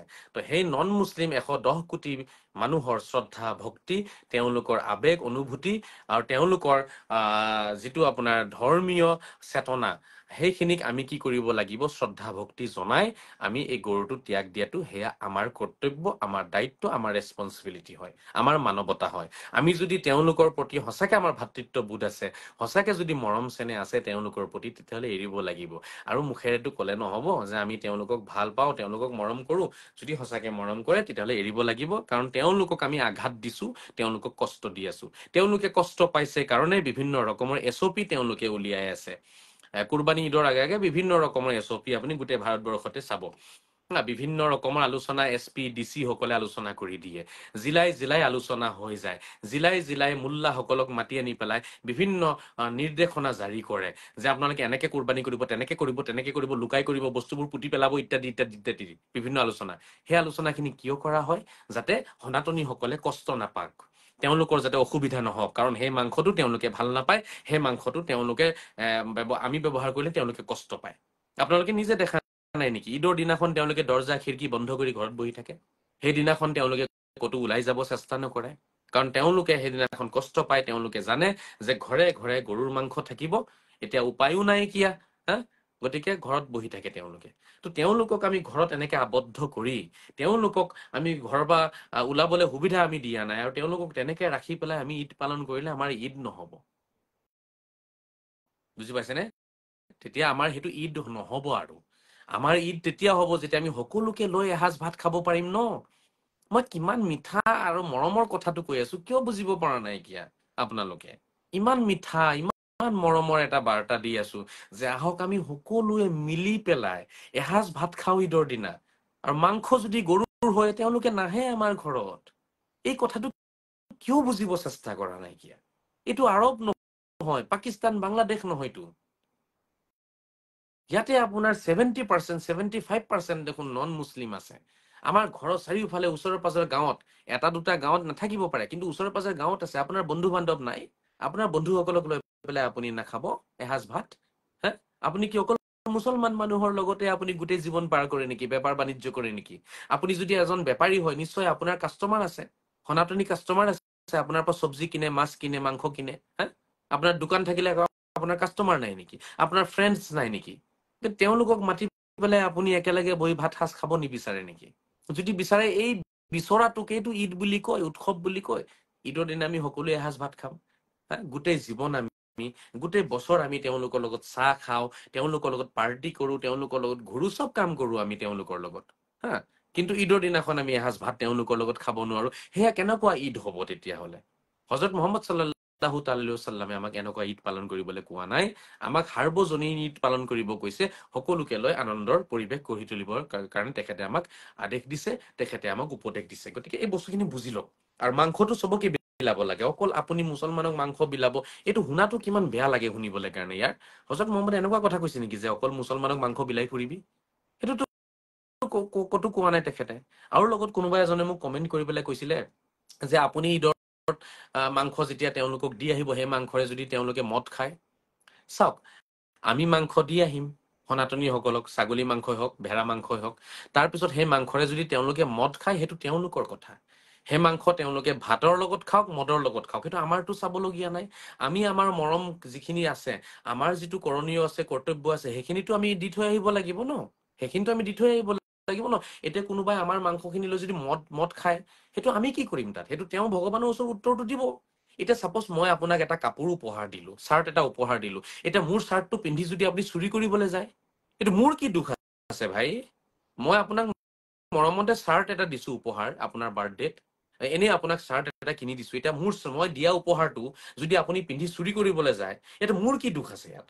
এতিয়া সেই কথাটো ভাবি ভাবি যে মোৰ চাৰ্টটো পিন্ধি চাগে তেওঁ চুৰি কৰিব যাব, ডকাইতি কৰিব যাব, সেইকাৰণে কি মই আপোনাক উপহাৰে নিদিম নেকি? এতিয়া উপহাৰ দিয়া বন্ধ কৰি দিম নেকি? যে কি ঠিক আছে, মই দিয়া কাপোৰটো পিন্ধি চুৰি কৰিবই যায় নেকি? এতিয়া মই আপোনাক কলম এটা উপহাৰ দিম, ঠিক আছে। এতিয়া সেই কলমটোৰে যদি আপুনি এতিয়া বেয়া কথা লিখে, আপুনি যদি ভুল কথা লিখে, ভুল বাৰ্তা দিয়ে, সেইকাৰণে কি মই আপোনাক কলম নিদিম নেকি? এতিয়া কি এইটো মই বহি বহি ভাবি থাকিম নেকি? আৰে ইয়াৰ কলমটো যে মই দিম উপহাৰ হিচাপে, কি ঠিক আছে এই কলমটো দি পেলাই সি কাৰোবাক মাৰি পেলাব পাৰে ঘপিয়াই, কি ঠিক আছে কলমটোৰে সি ভুল কথা লিখিব পাৰে। আৰে এইবোৰ ফাল্টু চিন্তাধাৰা। আপুনি সেইবোৰ লৈ কিয় বহি আছে? আপোনাক উপহাৰ দিব লাগে আপুনি দিয়ক, গিফ্ট দিব লাগে আপুনি দিয়ক। এতিয়া আপোনাৰ গিফ্টটো লৈ পেলাই তেওঁ ভাল ব্যৱহাৰ কৰিছে, বেয়া ব্যৱহাৰ কৰিছে, কি কৰিছে, এইটো তেওঁৰ মেটাৰ। তেওঁ আল্লাহৰ ওচৰত, ভগৱানৰ ওচৰত উত্তৰ দিব ন। আপোনাৰতো সেইবোৰ ভাবি থাকিব নালাগে নহয়। এনেকে দেখোন মানুহৰ জীৱনে ধ্বংস হৈ যাব। কোনেও কাকো গিফ্ট দিব নোৱাৰিব, কোনেও কাকো একো উপহাৰে দিব নোৱাৰিব। কি ঠিক আছে উপহাৰৰ বস্তুটো লৈ তেওঁ বেয়া ব্যৱহাৰ কৰিব, মিছ ইউজ কৰিব পাৰে। গতিকে কথাখিনি ভাবি চাব। কোনোবাই মাংসখিনি লৈ যদি মদ খায়, আমাৰ তাত কৰিবলগীয়া একো নাই। আমিতো মদ খাবলৈ মাংস দিয়া নাই, আমি দিছো যে আপোনালোকে সকলোৱে খাব, ঠিক আছে, দেন আপোনালোকে সকলোৱে এটা আনন্দৰ পৰিৱেশ আপোনালোকে ঘৰত গঢ়ি তুলিব, আমাৰ ফালৰ পৰা আমি অলপ দিছো, এইটোৱে কথা। বুজি পাইছেনে? গতিকে সেইবোৰ যি টি প্ৰশ্ন কৰি নিজকে কিয় কনফিউজনত পেলাই দিয়ে, নিজেও কনফিউজ হৈ থাকে আৰু চবকে কনফিউজ কৰি থাকে। এতিয়া মই যেনিবা আপোনাক 1 কেজি মাংস দি আহিলো ঈদৰ দিনা, আপুনি মোৰ মাংসটো দি যদি ৰাতি মদ খাই আছে, ইয়াত মোৰ কি দুখ আছে? মোৰ কি দুখ আছে? মই যিটো পাবলগীয়া পুণ্য আছে সেইটো মই পাই যাম। মোৰ যিটো পাবলগীয়া পুণ্য আছে সেইটো মই পাম। আৰু আপুনি মই দিয়া মাংসৰে যে মদ খালে, সেইটোৰ যিটো পাপ কৰ্ম কৰিছে সেইটো আপোনাৰ পাপ আপোনাৰ হ'ব, মোৰ একো পাপ নহয়। ঈশ্বৰ আল্লাহ ভগৱানে মোক এইটোৱে ক'ব যে আজহাৰী তুমি দিব লাগে দিলা, গতিকে তোমাৰ পুণ্যটো তুমি পাই গলা, তুমি তোমাৰ কৰ্তব্যখিনি পালন কৰিলা। এতিয়া তোমাৰ দিয়া মাংসৰে কোনোবাই মদ খাইছে, সেইটো সেইজন মানুহৰ ভুল কৰ্ম হয়। এইবোৰ সৰু সৰু কথা, মই ভাবো স্কুলৰ ল'ৰা ছোৱালী এইবোৰ কথা বুজি পাই অলপ খালি ইণ্টেলিজেন্ট হ'ব লাগে, বাকী ইয়াত অন্য একো নাই। গতিকে এইটো হৈছে কথা। মিৰ্জা আসিফ চাহাবে কিবা কিবি মেছেজ কৰি আছে। আসিফ চাহাব আপুনি কথাখিনি ভাবি চাব, মোৰ লগত জিকিবলৈ আহিব নালাগে, ঠিক আছে? আপোনাৰ চিন্তাধাৰা যিটো এইটো ভুল চিন্তাধাৰা হয়। আপুনি যিসকল নন ভেজ হয় সকলোকে পাপী বুলি ক'ব আহিছে, পাপ কৰ্ম কৰিছে বুলি কৈ আছে। তাৰমানে আপুনি এজন, দেখোন আপুনি কি তাৰমানে হজৰত মহম্মদকে দেখোন আপুনি নামানিলে, হজৰত মহম্মদে পাপ কৰ্ম কৰি আছে বুলি আপুনি ক'ব বিচাৰিছে নেকি? নন ভেজ পৃথিৱীত কোন নাইনো? লাখ লাখ বছৰ ধৰি নন ভেজ চলি আহি আছে, গোটেই মানুহ পাপ কৰ্ম কৰিছে। এইবোৰ চিন্তাধাৰা প্লিজ বিয়পাই নিদিব। মোল্লাতকে সাংঘাতিক চিন্তাধাৰা এইবোৰ। মোল্লাবিলাকতো বদমাছ হয়, তেওঁলোকেতো ওলোটা পোলোটা চিন্তাধাৰা বিয়পাইছে। আপোনাৰ চিন্তাধাৰাটো মোল্লাৰ দৰে হ'ল এতিয়া। মোল্লাই যেনেকে কৈ দিয়ে অকল মুছলমানে ভাল, বাকী চব শয়তান হয়, চব কাফিৰ হয়, নৰকলে যাব, আপুনিও তেনেকে কৈ দিলে অকল নন ভেজ ভেজ খোৱা মানুহখিনিয়ে ভাল, নন ভেজ গোটেইখিনি পাপ কৰ্ম কৰি আছে। আপোনাৰ চিন্তাধাৰা আৰু মোল্লাৰ চিন্তাধাৰাৰ মাজত কি পাৰ্থক্য আছে হে? আসিফ চাহাবে চাই আছে চাগে, মই তেওঁক কৈছো আপোনাৰ চিন্তাধাৰা আৰু মোল্লাৰ চিন্তাধাৰাৰ মাজত কি পাৰ্থক্য আছে? মোল্লাই অকল মুছলমানকে ভাল বুলি কয় আৰু গোটেই পৃথিৱীৰ মানুহ নল মুছলিম চব আছে, চব নৰকলে যাব, সেইটো মোল্লাই কৈ আছে, ঠিক আছে? আৰু আপুনি কৈ আছে যিসকল ভেজ খাই আছে তেওঁলোকে ভাল, নন ভেজ গোটেইখিনি পাপ কৰ্ম কৰি আছে, চব নৰকত যাব, যিমান নন ভেজ আছে খোৱা মানুহ আছে। এইবোৰ নকৰিব, বুজি পাইছেনে? গতিকে এইবোৰ আচলতে চিন্তাধাৰা ভাল নহয়। এই চিন্তাধাৰাখিনিৰ পৰা নিজকে মুক্ত কৰক, ঠিক আছে? এই চিন্তাধাৰাবোৰ সমাজত বিয়পাই নাথাকিব। যিসকল ভেজ খাই আছে তেওঁলোকেও ভাল কাম কৰি আছে, যিসকলে নন ভেজ খায় তেওঁলোকেও ভাল কৰ্ম কৰি আছে। খাদ্যৰ লগত কোনো ধৰণৰ তেনেকুৱা সম্পৰ্ক নাই। আপুনি ভেজ খাওক বা নন ভেজ খাওক, সেই খাদ্য খাই পেলাই যিটো আপোনাৰ গাত দেহাত যিটো প্ৰটিন আহিছে, সেই প্ৰটিনখিনি আপুনি ভাল ইউজ কৰিছেনে? আপুনি খাদ্য খোৱাৰ পিছত, ভেজ হওক বা নন ভেজ হওক, খোৱাৰ পিছত আপুনি চুৰি কৰিছে, ডকাইতি কৰিছে নে ভাল কাম কৰিছে? এই বস্তুটোৰ ওপৰত ডিপেণ্ড কৰি পেলাইহে আল্লাহে আপোনাক কি কৰিব, স্বৰ্গ বা নৰকৰ সিদ্ধান্তটো দিব। আল্লাহে আপোনাক এইটো কেতিয়াও নুসুধে যে তুমি যে নামাজ পঢ়িছিলা সেইটো নন ভেজ খাই পেলাই নামাজ পঢ়িছিলা নে ভেজ খাই পেলাই নামাজ পঢ়িছিলা? তুমি যে পূজা কৰিছিলা তুমি নন ভেজ খাই পেলাই পূজা কৰিছিলা নে ভেজ খাই পেলাই পূজা কৰিছিলা? আল্লাহে এইবোৰ নুসুধে। আল্লাহে এইটোৱে সুধিব যে তুমি পূজা কৰিছিলা নে নাই, তুমি নামাজ পঢ়িছিলা নে নাই, তুমি ভাল কাম কৰিছিলা নে নাই? এইটোহে আল্লাহে সুধিব। আল্লাহেতো এইটো নুসুধে ন, তুমি লাও খাই আহিছিলা নে মুৰ্গী খাই আহিছিলা, আলু খাই আহিছিলা নে মাছ খাই আহিছিলা? এইটোতো নুসুধে আল্লাহে। আলু, লাও, মাছ, মুৰ্গী এইবোৰ দি পেলাই আল্লাহে সিদ্ধান্ত নলয়। সেইটো আপোনাৰ শাৰীৰিকভাৱে আপোনাৰ কাৰণে সেইটো খাদ্য হিচাপে আল্লাহে দি দিছে, আপুনি খাই থাকক, খাই নিজে সুখত থাকক, শান্তিত থাকক। কথা হৈছে সেইখিনি খাদ্য খাই আপুনি বেয়া কাম নকৰিলে হ'ল। নন ভেজ খায়ো বেয়া কাম নকৰিব, ভেজ খায়ো বেয়া কাম নকৰিব।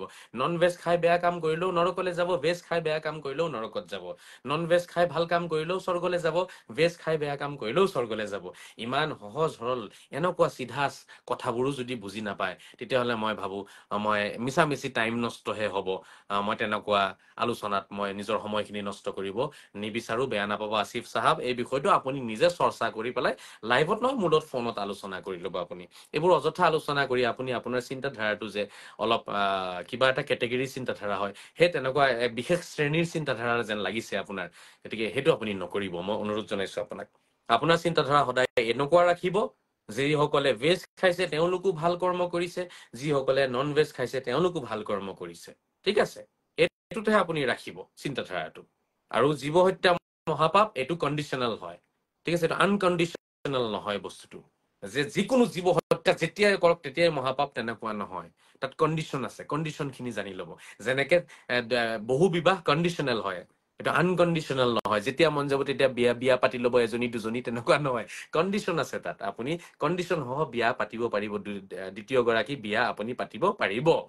সেই কণ্ডিশ্যন খিনি আমি চালাজাৰা কৰিব লাগিব, এপ্ৰুভেল ল'ব লাগিব, বহুত কথা আছে, বস্তুবোৰ কণ্ডিশ্যন আছে তাত। কণ্ডিশ্যনছ খিনি নজনাৰ কাৰণে আমাৰ কি হৈ যায়, আমি কথাটো বুজি নাপাওঁ আৰু লাষ্টত আমি নিজে কনফিউজন হৈ যাওঁ। কনফিউজন হোৱাৰ পিছত আমি এটা ভুল পথেৰে আমি যাব ধৰো। গতিকে মই আসিফ চাহাবক অনুৰোধ জনাম, এগৰাকী ভাল ব্যক্তি হয়, গণ্যমান্য যুৱক হয়, তেখেতৰ চিন্তাধাৰা ভাল হয়, কিন্তু আজিৰ বিষয়টোত তেখেতৰ চিন্তাধাৰাটো মই ভুল পাইছো। গতিকে এইটো হ'ব নালাগে, ঠিক আছে।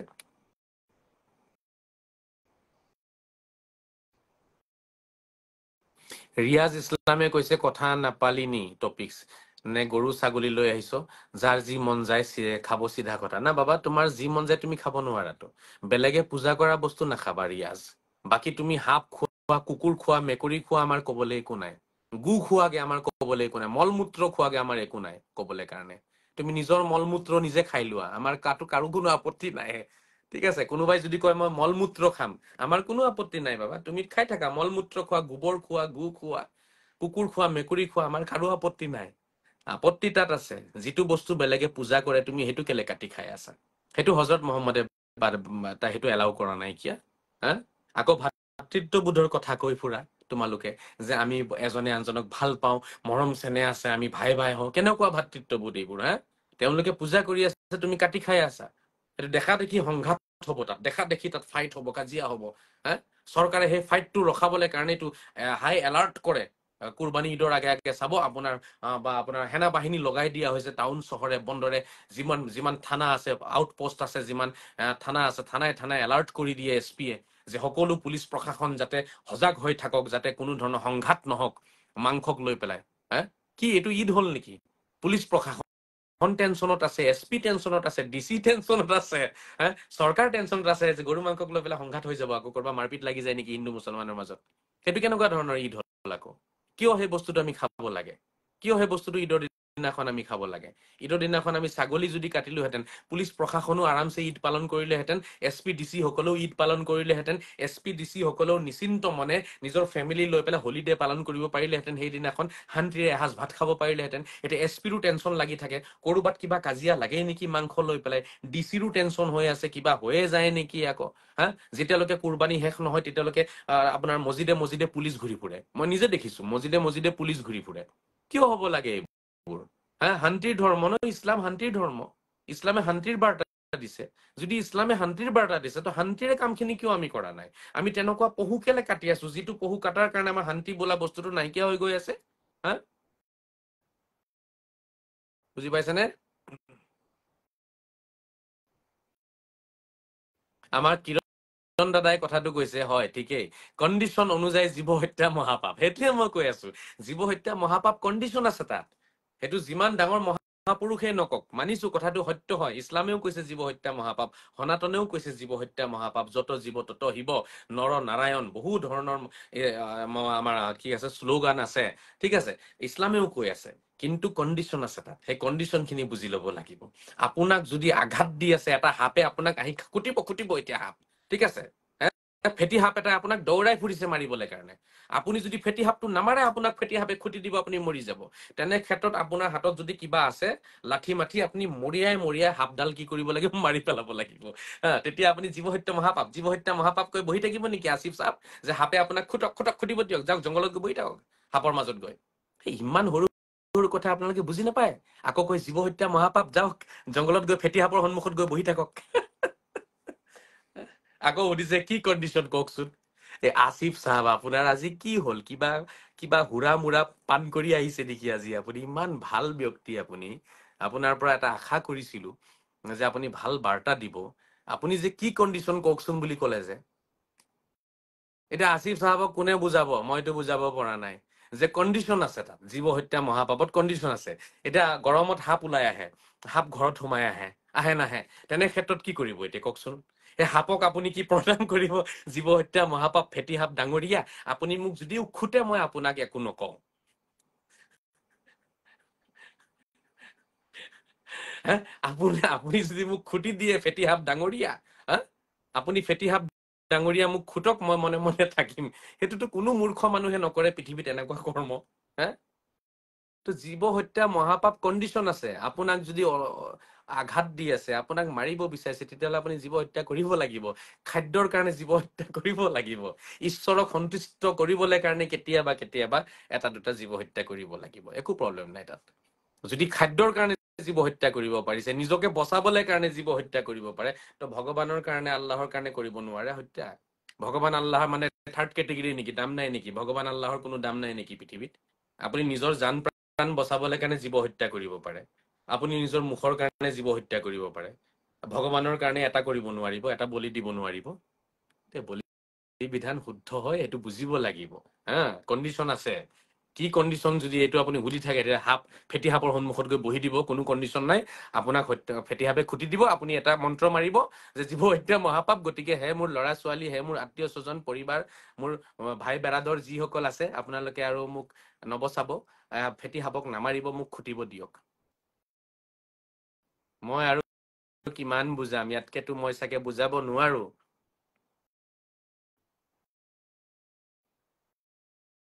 বুজি পাইছে নে? ইয়াতকে মই আৰু বেছি বুজাব নোৱাৰো। কণ্ডিশ্যন এতিয়া কৈছে আল্লাহ কুৰবানীত হত্যাৰ কি কণ্ডিশ্যন? কুৰবানীত হত্যাটো হৈছে ঈশ্বৰ আল্লাহৰ সন্তুষ্টিৰ কাৰণে আমি কি দিব পাৰিম? আটাইতকৈ অমূল্য বস্তু হৈছে এটা জীৱৰ প্ৰাণ। সেইটো আপুনি ঈশ্বৰ আল্লাহ ভগৱানৰ সন্তুষ্টিৰ কাৰণে দিব পাৰিব, যদিহে আপুনি আগতে নিজৰ শুদ্ধিকৰণটো কৰি লৈছে, আপুনি নিজৰ জান প্ৰাণৰ শুদ্ধিকৰণ কৰি লৈছে, তাৰপিছত আপুনি দিব পাৰিব। সেইটো ৰহস্য তাত লুকাই আছে। সেইটো বুজিবলৈ কাৰণে বহুত তপস্যাৰ প্ৰয়োজন আছে, যে ঈশ্বৰ আল্লাহ ভগৱানক সন্তুষ্ট কৰিবলৈ কাৰণে জীৱ হত্যা কৰা হৈছে। ইয়াত বহুত ৰহস্য আছে। কাৰণটো এইটোৱে যে ঈশ্বৰ আল্লাহ ভগৱানক সন্তুষ্ট কৰিবলৈ কাৰণে কি কৰা হৈছে? জীৱ হত্যা কৰা হয় বছৰত এবাৰ, ঠিক আছে?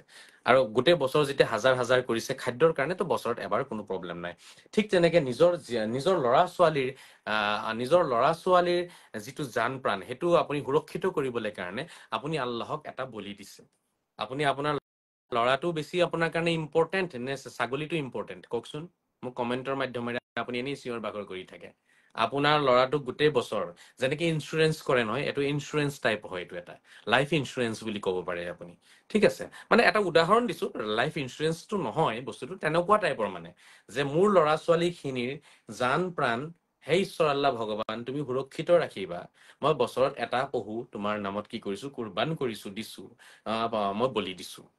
এইটো নিজৰ ফেমিলি সুৰক্ষিত কৰিবলৈ কাৰণে, ঠিক আছে, আপুনি সেই এটা বস্তু ঈশ্বৰ আল্লাহ ভগৱানক দিয়া হয়। আৰু যদি আপুনি পাৰে তেতিয়াহ'লে এটা সন্তানে দিব লাগে নিয়ম হিচাপে। আল্লাহক আপুনি কিমান ভাল পায়, ভগৱানক কিমান ভাল পায়, সেইটোৰ ওপৰত ডিপেণ্ড কৰিব আপোনাৰ, যে মই ইমানেই বেছি ভাল পাওঁ ভগৱান, তুমি মোক চকু দিছা, কাণ দিছা, নাক দিছা, মুখ দিছা, মইনো তোমাক কি দিম? এতিয়া মইনো তোমাক কি দিম? ৰিটাৰ্ণ মই তোমাক কি দিম? গতিকে ৰিটাৰ্ণ আপুনি কি দিব? টকা পইচাৰে সন্তুষ্ট কৰিব নেকি? টকা পইচা দিলেও চলিব, আৰু কি দিব পাৰিব? ৰিটাৰ্ণ গিফ্ট আপুনি সেইটোৱে দিব, এটা অমূল্য বস্তু এটা দিব লাগে আল্লাহক, ঠিক আছে? বুজি পাইছেনে? মই এটা উদাহৰণ দিছো, ইঞ্চুৰেঞ্চ টাইপ বুলি যে মই এইটো উদাহৰণ দিছো। আপোনালোকে মোৰ কথা বুজি নাপায় আচলতে, সেইকাৰণে মই আপোনালোকক বুজাব চেষ্টা কৰিও মই নোৱাৰো। মই এটা উদাহৰণ দিছো।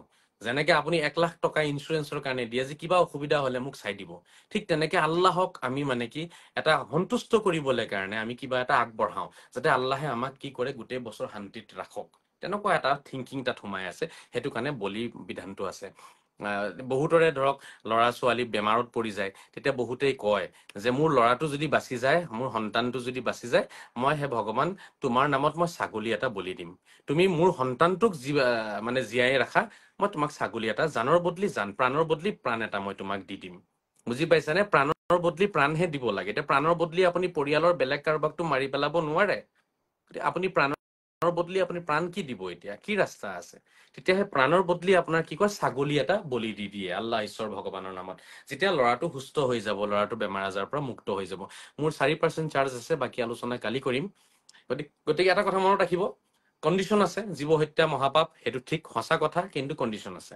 আপোনাক যদি আক্ৰমণ কৰিছে, তেনে ক্ষেত্ৰত আপুনি জীৱ হত্যা কৰিব পাৰিব। আপোনাৰ খাদ্যৰ কাৰণে যদি সেই জীৱবিলাকৰ সৃষ্টি হৈছে, তেনে ক্ষেত্ৰত আপুনি কি কৰিব পাৰিব? আপুনি খাদ্যৰ বাবে বা দেহাৰ প্ৰটিনৰ কাৰণে, সুস্থতা স্বাস্থ্যৰ কাৰণে আপুনি হত্যা কৰিব পাৰিব, ঠিক আছে?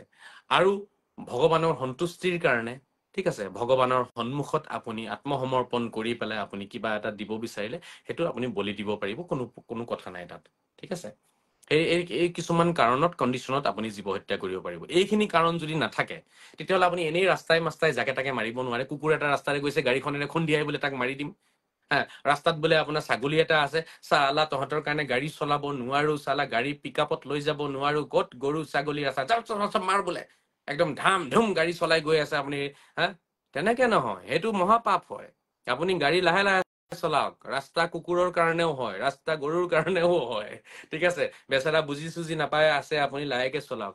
আপুনি গৰু এটা ৰাস্তাত শুই আছে, কুকুৰা ৰাস্তাৰে পাৰ হৈ গৈ আছে, ছাগলী ৰাস্তাত আছে বুলি আপুনি উঠাই দিব নেকি ছাগলীৰ ওপৰত?